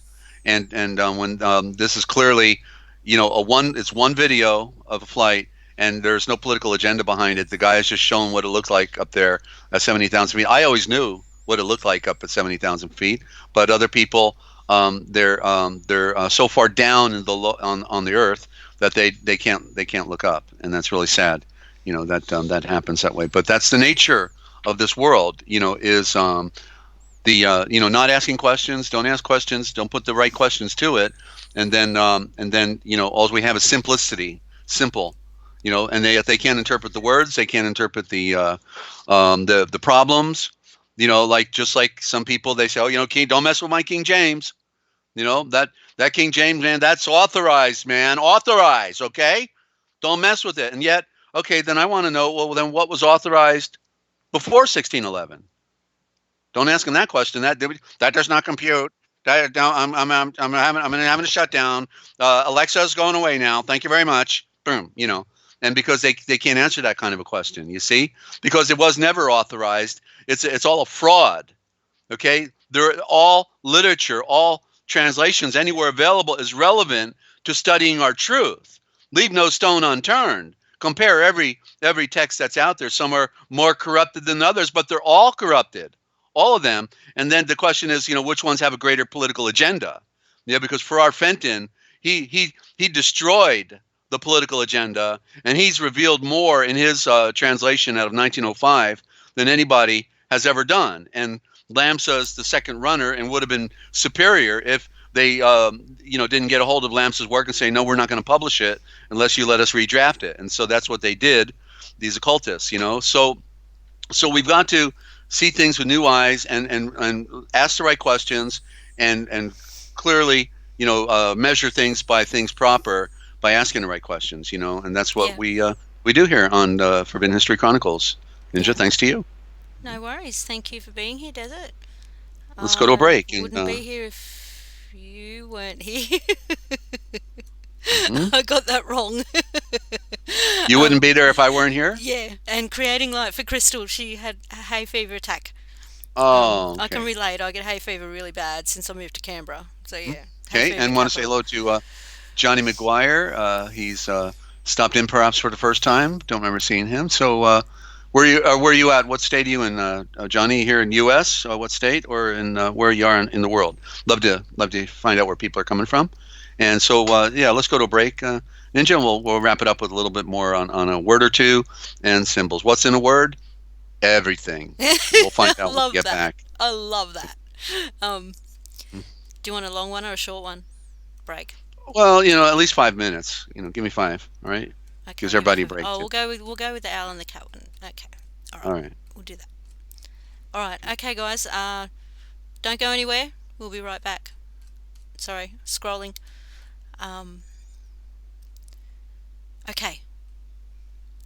Enjoy the break. We will be back soon.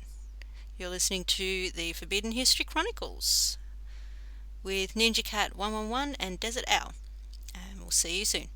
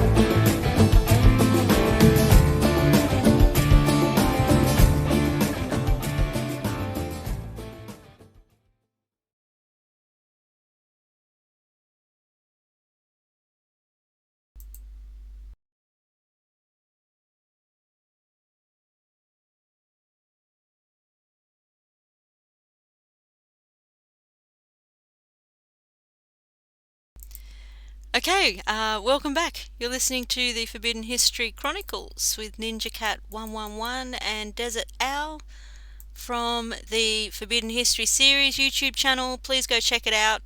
Go back to June 21st last year, 2018, and listen from there, especially if you're a new listener. It helps to explain what we're talking about here.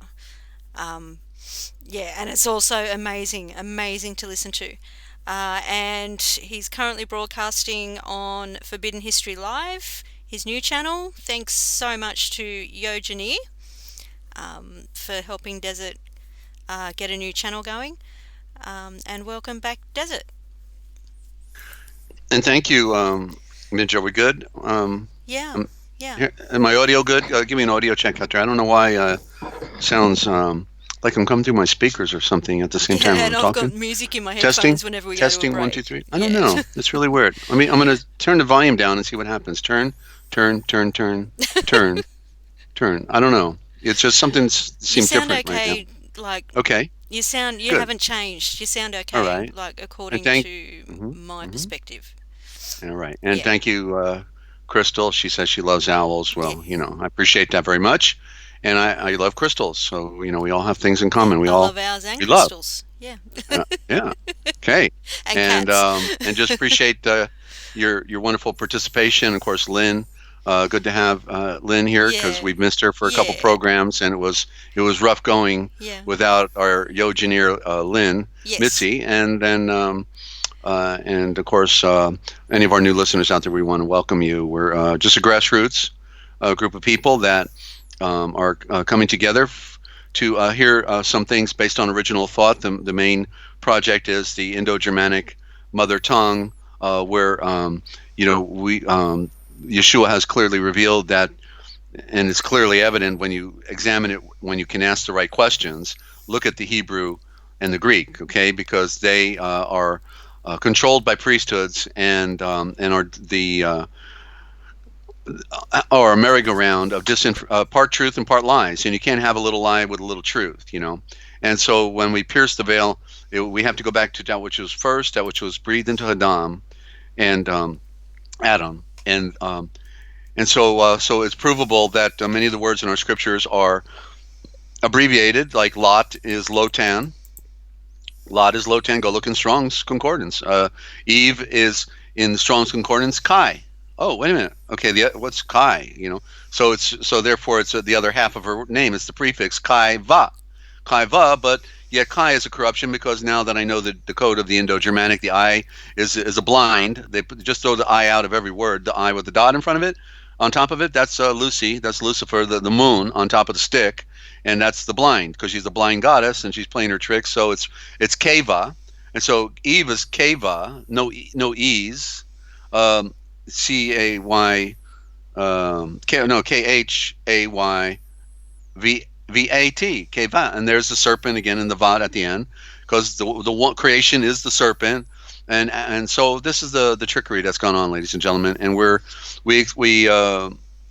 reveal the code here, okay, and that's what we do, and that's from the latest dictionary we did. You can get a copy of that for any size donation with NinjaCat 111 on a PDF. It's 100 pages of a dictionary that I've put together.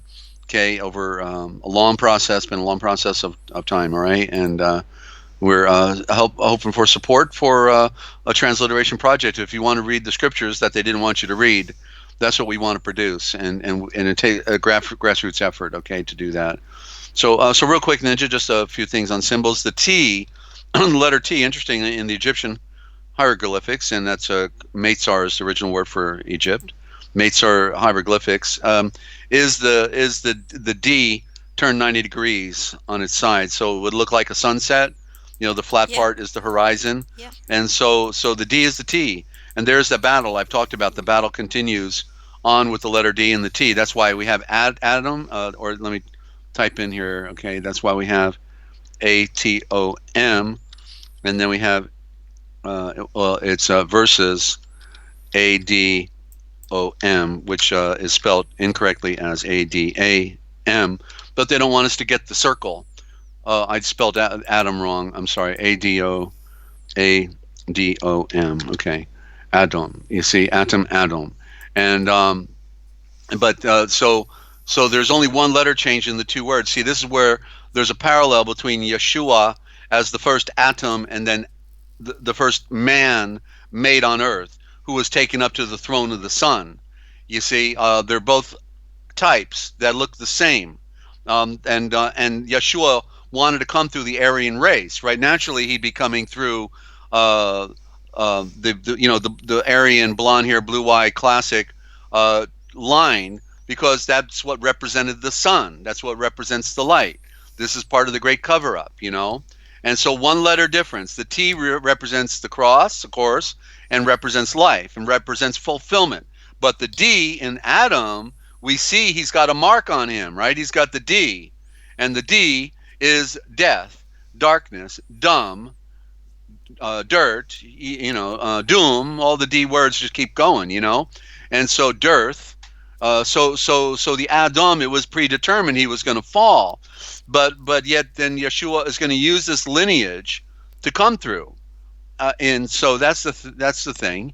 We even have other cultures. The African are thinking that their Messiah was black, right, and all that, and but they can't prove it. Just like with the flat earthers, they can't prove it. They have no substance to stand on. No, and but you notice how I've defined things succinctly within this aspect of who are the sky gods, who are the sun gods, who are the seed of light, right? Because it was easy to make it look like they were aliens, right? Yes. Aliens, Yes. and coming in on Nibiru, and that's how they changed the stories, or the ultimate cover, which I'm overwhelmed that I could finally see that Lucifer, knowing that the word is a code, it means the true cipher. And so it's a code for what? Lucifer is a code for Adam. He is the bright one, not Lucy. It's that's the code. That's the game that they played on us to hide. Don't let them notice. Bury it under the rug. Let's find out how can we work this one out, guys. Let's have a board meeting and figure out how we can hide who we really are. Because if we know who we are, then they know who we are, and they don't want us to know. So it makes sense that we should be able to know where the Aryan race came from, right? Where everything comes from. That's the whole idea, and of unraveling the mystery. Yeshua said plainly, there's nothing unknown that cannot be known. There's nothing in secret that cannot be revealed. Nothing. And that's beautiful. You see, that's how, nature is designed to be able to be read. Now I'm talking about in the Matrix as well, and the people's names and all these things that are going on in front of us, the magic, but also, Yeshua is the revealer. Yeshua, when you're connected with the one who made all things, then guess what? You have access to information, right, that you wouldn't have had naturally. So real quick, we're going to do the word ice out of the dictionary of symbols, and I think I've got another word decoded here on Ninja in the process, okay? Because as you know, okay, oh yeah, and I'm seeing it even better now. Hang on, I got to get my pen. I just saw it even deeper, too. live on the air, ladies and gentlemen. The code is broken. Here it is. Because ice, as we know, is many things actually. Well, right, but I can think of a couple straight away. No. Think of a goddess. Do you know a goddess that sounds like ice? Isis. Thank you very much. So, see, because I already figured out the code on ice, but I didn't connect with the goddess, right? So here it is. Look at, as you know, because I said Issa and, Isis, you remember I already defined all that stuff. So ice, okay, is then ISIS, but then what is the original thought that they hid from us? Oh, I'm kind of seeing it. You see, the Aisha, the royal eye. So what would you Yes. call ice? If you saw ice and you could see through it, you would call it the royal eye, right? It's glass. It's a royal eye. You're looking through it. And that's what the royal eye is, right? So ice is a corruption of Isis, and Isis is a corruption of Aisha, the royal eye. The woman is the light of the sun. That's the V coming down, the virgin light, Mary. And so it's about looking. It's about the eye. So obviously ice, is a manifestation of creation that you can see through. And so therefore that's why it's called the royal eye, the ice, Aisha. The Aisha fire come down as ice, right? The Aisha fire come down as ice. So there you go. Okay, you heard it here first, ladies and gentlemen, and that is a picture of the original thought as it is unfolded. Okay, yeah, Shah. Like in modern time, I saw a lot of the clues. So the word Shah. Well, what got me going on it was I knew about this guy called the Shah of Iran. Little did I know much about the Persian Empire at that time. You know, but the Shah of Iran came out of Persia, and so they were carrying the original thought in his title, Shah meaning royal. Actually, SHA. S is the serpent, H is the breath, and the A is the symbol of the sun with the power of the sun. The serpent with the breath and the power of the sun. That's how you would interpret Shah, right? Let me do that. This okay. SHA. That's called lexicography. The serpent with the breath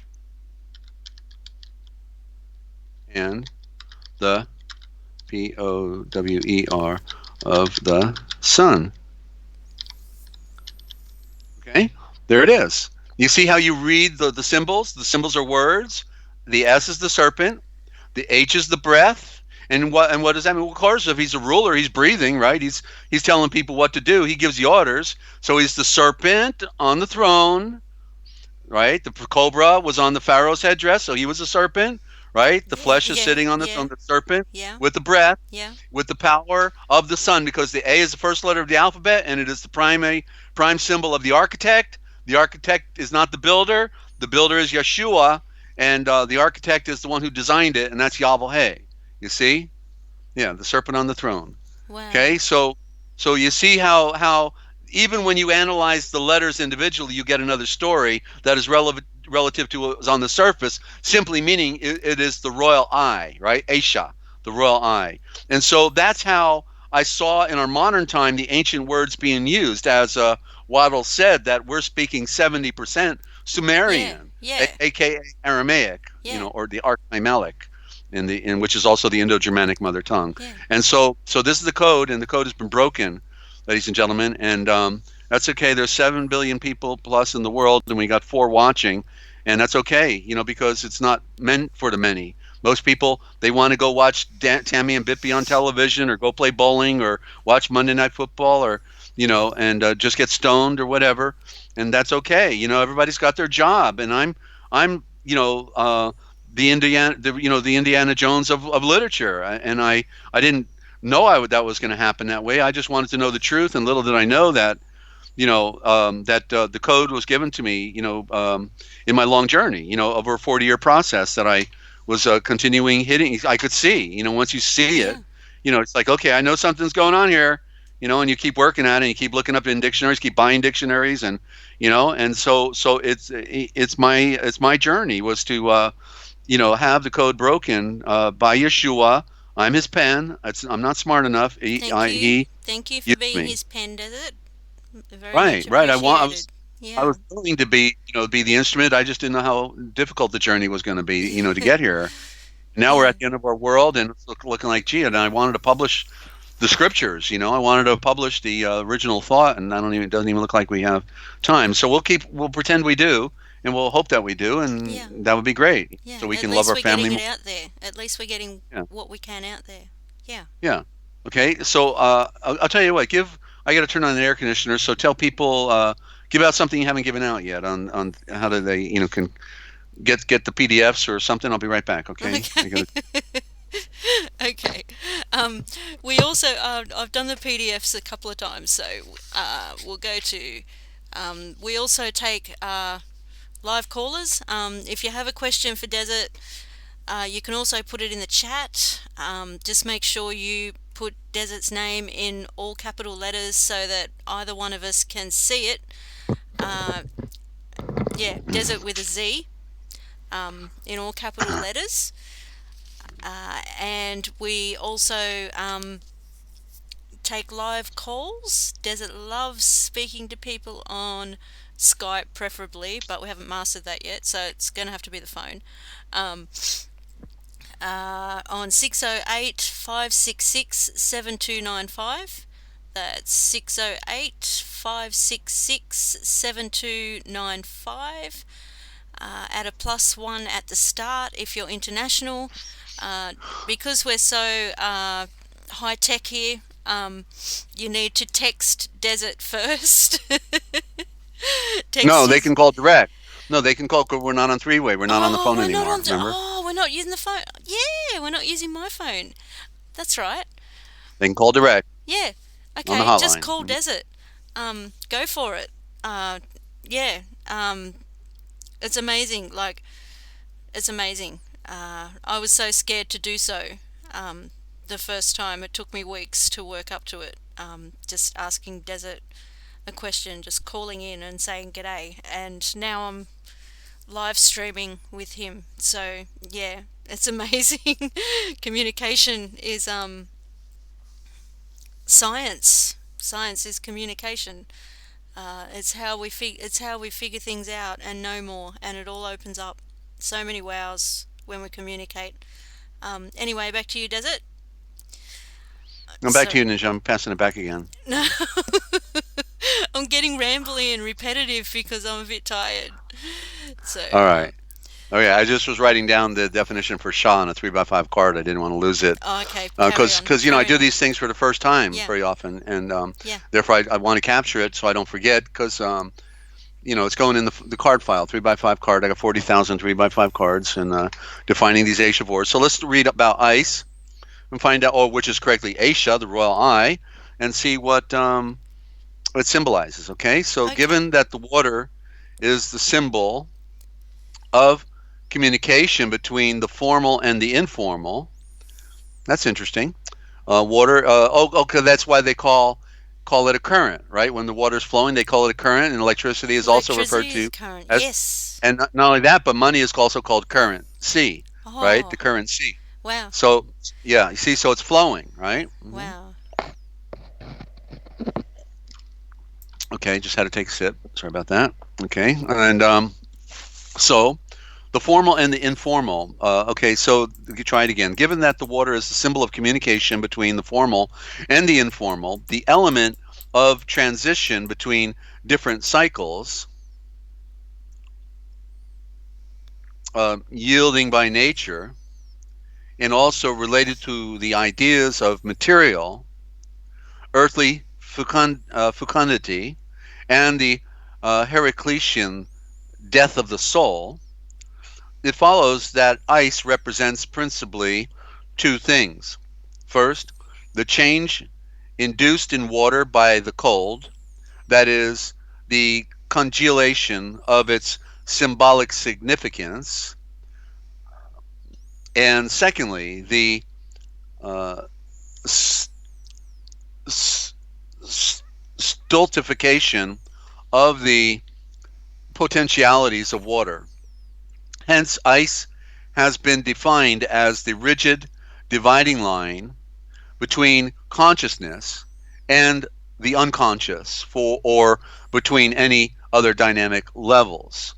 Although the negative sense is predominant, it is not lacking as a positive in a positive sense. It is not lacking in a positive sense insofar as the solidification is tantamount to toughness, and the coldness implies resistance to all that is inferior. In the latter sense, it corresponds to Nietzsche's freezing and hostile air of mountain peaks. Okay, so and I want to cap off with a definition on that Aishavoor again. The word being the word. In original, it's Aishavoor. I'll type it in for any new listeners who have not been following. Okay. And Just let me know if there's any buffering because it's just gone red again on. all right, we're good. Yeah. You got those other planets. Leave that one up. Okay. Okay, and okay, Asha Vor. Well, no, I got it backwards here. So word. It was like this from the Greek: Logo. And I didn't include the S. I can include the S. Okay, I'll put the S there. But it's really logo, Logo, which then in our King James we find as word, or D, which is correctly Sword. D, but which is correctly um, ASHAVOR, which correctly is the Royal Center of EYE, which is also correctly the AY. Okay. Okay, so there it is. So the royal center of the eye. So that's in other words, as you know, I was defining this word for a good long time, but Yeah. today I saw it in a literal sense, the best literal sense for our modern English, and that is that, in, like as it's saying, is in the beginning it said was, but that's a lie because it is. In the beginning is the word, and then is the logo, but the original in the Indo-Germanic is the Aishavor, Desert. and that means literally the royal center of the eye. What? I just saw something in is. I knew the little words had to mean something. I don't know if I've done this before, but I just saw it just then. Um, I'm just writing down is like is, Yeah. and I saw as, and then I saw Aisha. Right, right. As, in other words, that's the prefix is as, and so that's why we talk about if the woman represents creation and the Aisha, like the ice is Aisha, it Yeah, represents yeah, solidity, yeah. It solidity all and goes back form. to Aisha. Right. And so Yeah, we talk about something is as something else, right? yeah, As something else. So it is yeah, the ash, is the creation. That is everything is atomic, on the atomic level. And therefore, but the atoms come together to create pictures, images in the higher plateaus. They're working their way up from the bottom, and we should have added also that, this thing about the atom. I say, that if one glass, if you had 1 8-ounce glass of water, and then there would be more atoms in that 1 8-ounce glass of water than there would be glasses of water in all the oceans of the world. That's how many atoms are in a glass of water. That it is so minutes. They say there's a million atoms between the width of a hair. Now I don't know. I can't see that, but certainly there's truth to that. In other words, it is yeah, like that. yeah, The dimension. We're breathing the atoms. We can't see them yeah, in the air. We're breathing them. They may not be that small. Maybe they exaggerated a little bit. Maybe they're a little bigger. It doesn't matter. yeah. We But can't we're see talking them about with the naked yeah, eye, is what yeah. counts. Yeah, But the thing, so a shavor, as we can see, then the word in a shavor, we can see Ashavor. In the beginning is the a shavor. Well, that's word, but it is also Savir. It is also sh. Ower, and we could go on. It is the yeah, Savior. So the words are the saviors. yeah, The words are the shower. They're raining down on us. It is also the sower. yeah, It's the sower. I spelled it wrong. I can't get yeah. over sower. S-O. How do you spell sower? Uh, Soeer. Oh, geez, I failed spelling. That's amazing. Sower. Um, Yeah, yeah, yeah, yeah. Did I spell it SOWER. Sower? I put an E on it. That's what it SOWER. is. Yeah, Yeah. yeah. I think so. Oh, geez. All right. I can Google it. Sower. All right, there it is. I just added one letter by mistake. They totally messed up our English. That's the problem. Yeah. And yeah, let the words rain down. Thank you, Crystal. So anyway, there we have it. And maybe one more word with navigating. So navigating, and again, they couldn't go around the world without the stars, following the stars, and the cycles, the way the lower hemisphere, upper hemisphere, the stars are all around the planet, right? The stars. That's why you see different stars down there Yes. than we see up here, because Yes. you're on the other side of the Earth, and that's another aspect of defining the sphere that we're on, and so navigating is a term that is the original is navigator, I which love that. imply the star navigator, and the star navigator, of course, was the first star navigator. In other words, the first prophet, if we want to use the corrupted word, but it was navigator.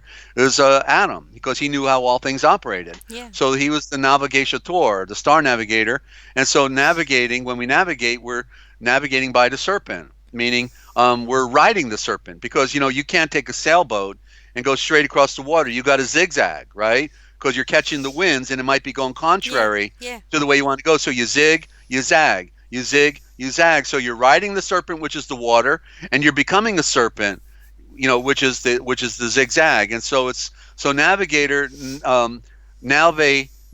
There's the word navy in the original thought. Yeah. Nalve means the way to come down, the way you come down. Nalve, the way as ve, and nail is that which comes down, and gay, the g, the gold of the eye, the richness of the eye is an implication. The eye is the sun because we navigate by the sun at the daytime and we navigate by the stars and the moon at night. And so navigator, meaning with power. Okay, so riding the serpent, coming down the way of the or coming down the way of the serpent. So these are the implications by the term navigator, and there's where we get the word navy from. Riding the serpent, right? He was called the serpent, then he's riding the serpent, and he is the serpent. All of those things, and but yeah, that we spell it out here, ladies and gentlemen. And the problem is that people don't know how to spell, they don't know how to read, and nor do they know symbols. And when they educated you, educate means that which they removed from your curriculum. Ed means to remove as an editor, and so we just put something back.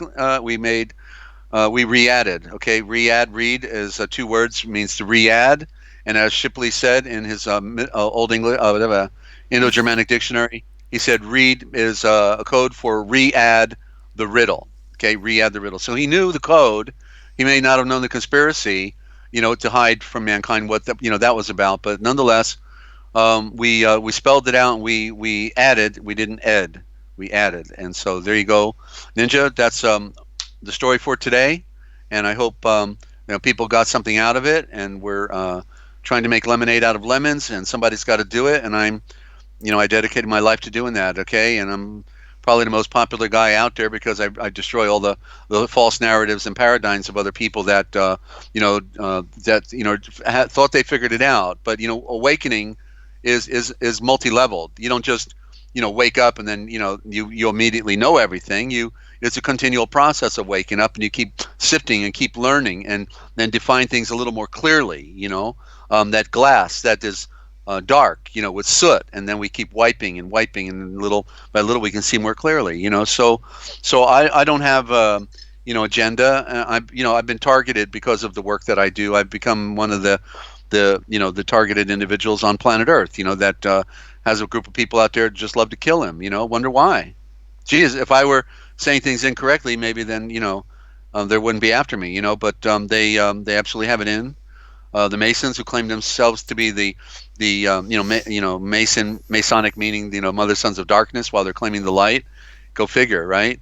And so anyway, we're gonna continue on this journey, Ninja. We're gonna play it again tomorrow at somewhere. I'm not sure. I think we're doing an evening broadcast now, so most likely around 7, somewhere between 7 and 8 p.m. on on Forbidden History Live. 3 words, Forbidden History Live. And don't forget, everybody, check out The Cosmic Essence. Okay, because we've got almost everything posted now for Adam, but number 4 is really the one to share with a friend. Number 4, you're going to hear the true nature of Adam, and we're going to destroy all the false narratives. Okay, we do that. Okay, it's I only want the truth. That's all I want, and yet I can define it. Okay, I define it by correctly re-adding the riddle of the words, the Aishavors, and nobody ever told you that history is Welsh, did they? Welsh for his story, which means silent story. Welsh for silent story, which we can also hear. His story must be the serpent's story, the story of the serpent. We're riding the serpent on the earth that goes round, the great merry-go-round that never stops. It's the continual serpent eating its tail. That's what it's all about, ladies and gentlemen. And so we're going to consume the serpent. We're going to crush it under our heel. We're going to make serpentade out of serpents, right, Ninja? Yes. All right. Yes. So thank you, sister, for bringing me on, and I'm going to let you go now. And we're going to look for y'all in the chat tomorrow somewhere out there on Cyber World, right? We'll see you. Yes. Thank you, Ninja. Thank you, Desert. Peace and light to you always. Always. Um, okay, so that was the Forbidden History Chronicles with NinjaCat and Dezert-Owl, and just looking for some music. Um, okay, thank you for joining. If you're new, if you're a new listener, please come back. It takes a little while to get it because we've been so pre-programmed, and I've gone too far. I want to get the shirt pants off the screen. It was good to see you guys here, Lynn and Crystal, and was it Johnny that we haven't seen before? I'm just scrolling up the chat. And creating light for Yo Shelley and Mew Mew always. Yeah, so thanks for joining, and I still can't find, here it is. Okay, thanks for joining. Love you guys, and I'll see you at Forbidden History Live, 7 or 8 p.m. Okay, love you guys. Be safe.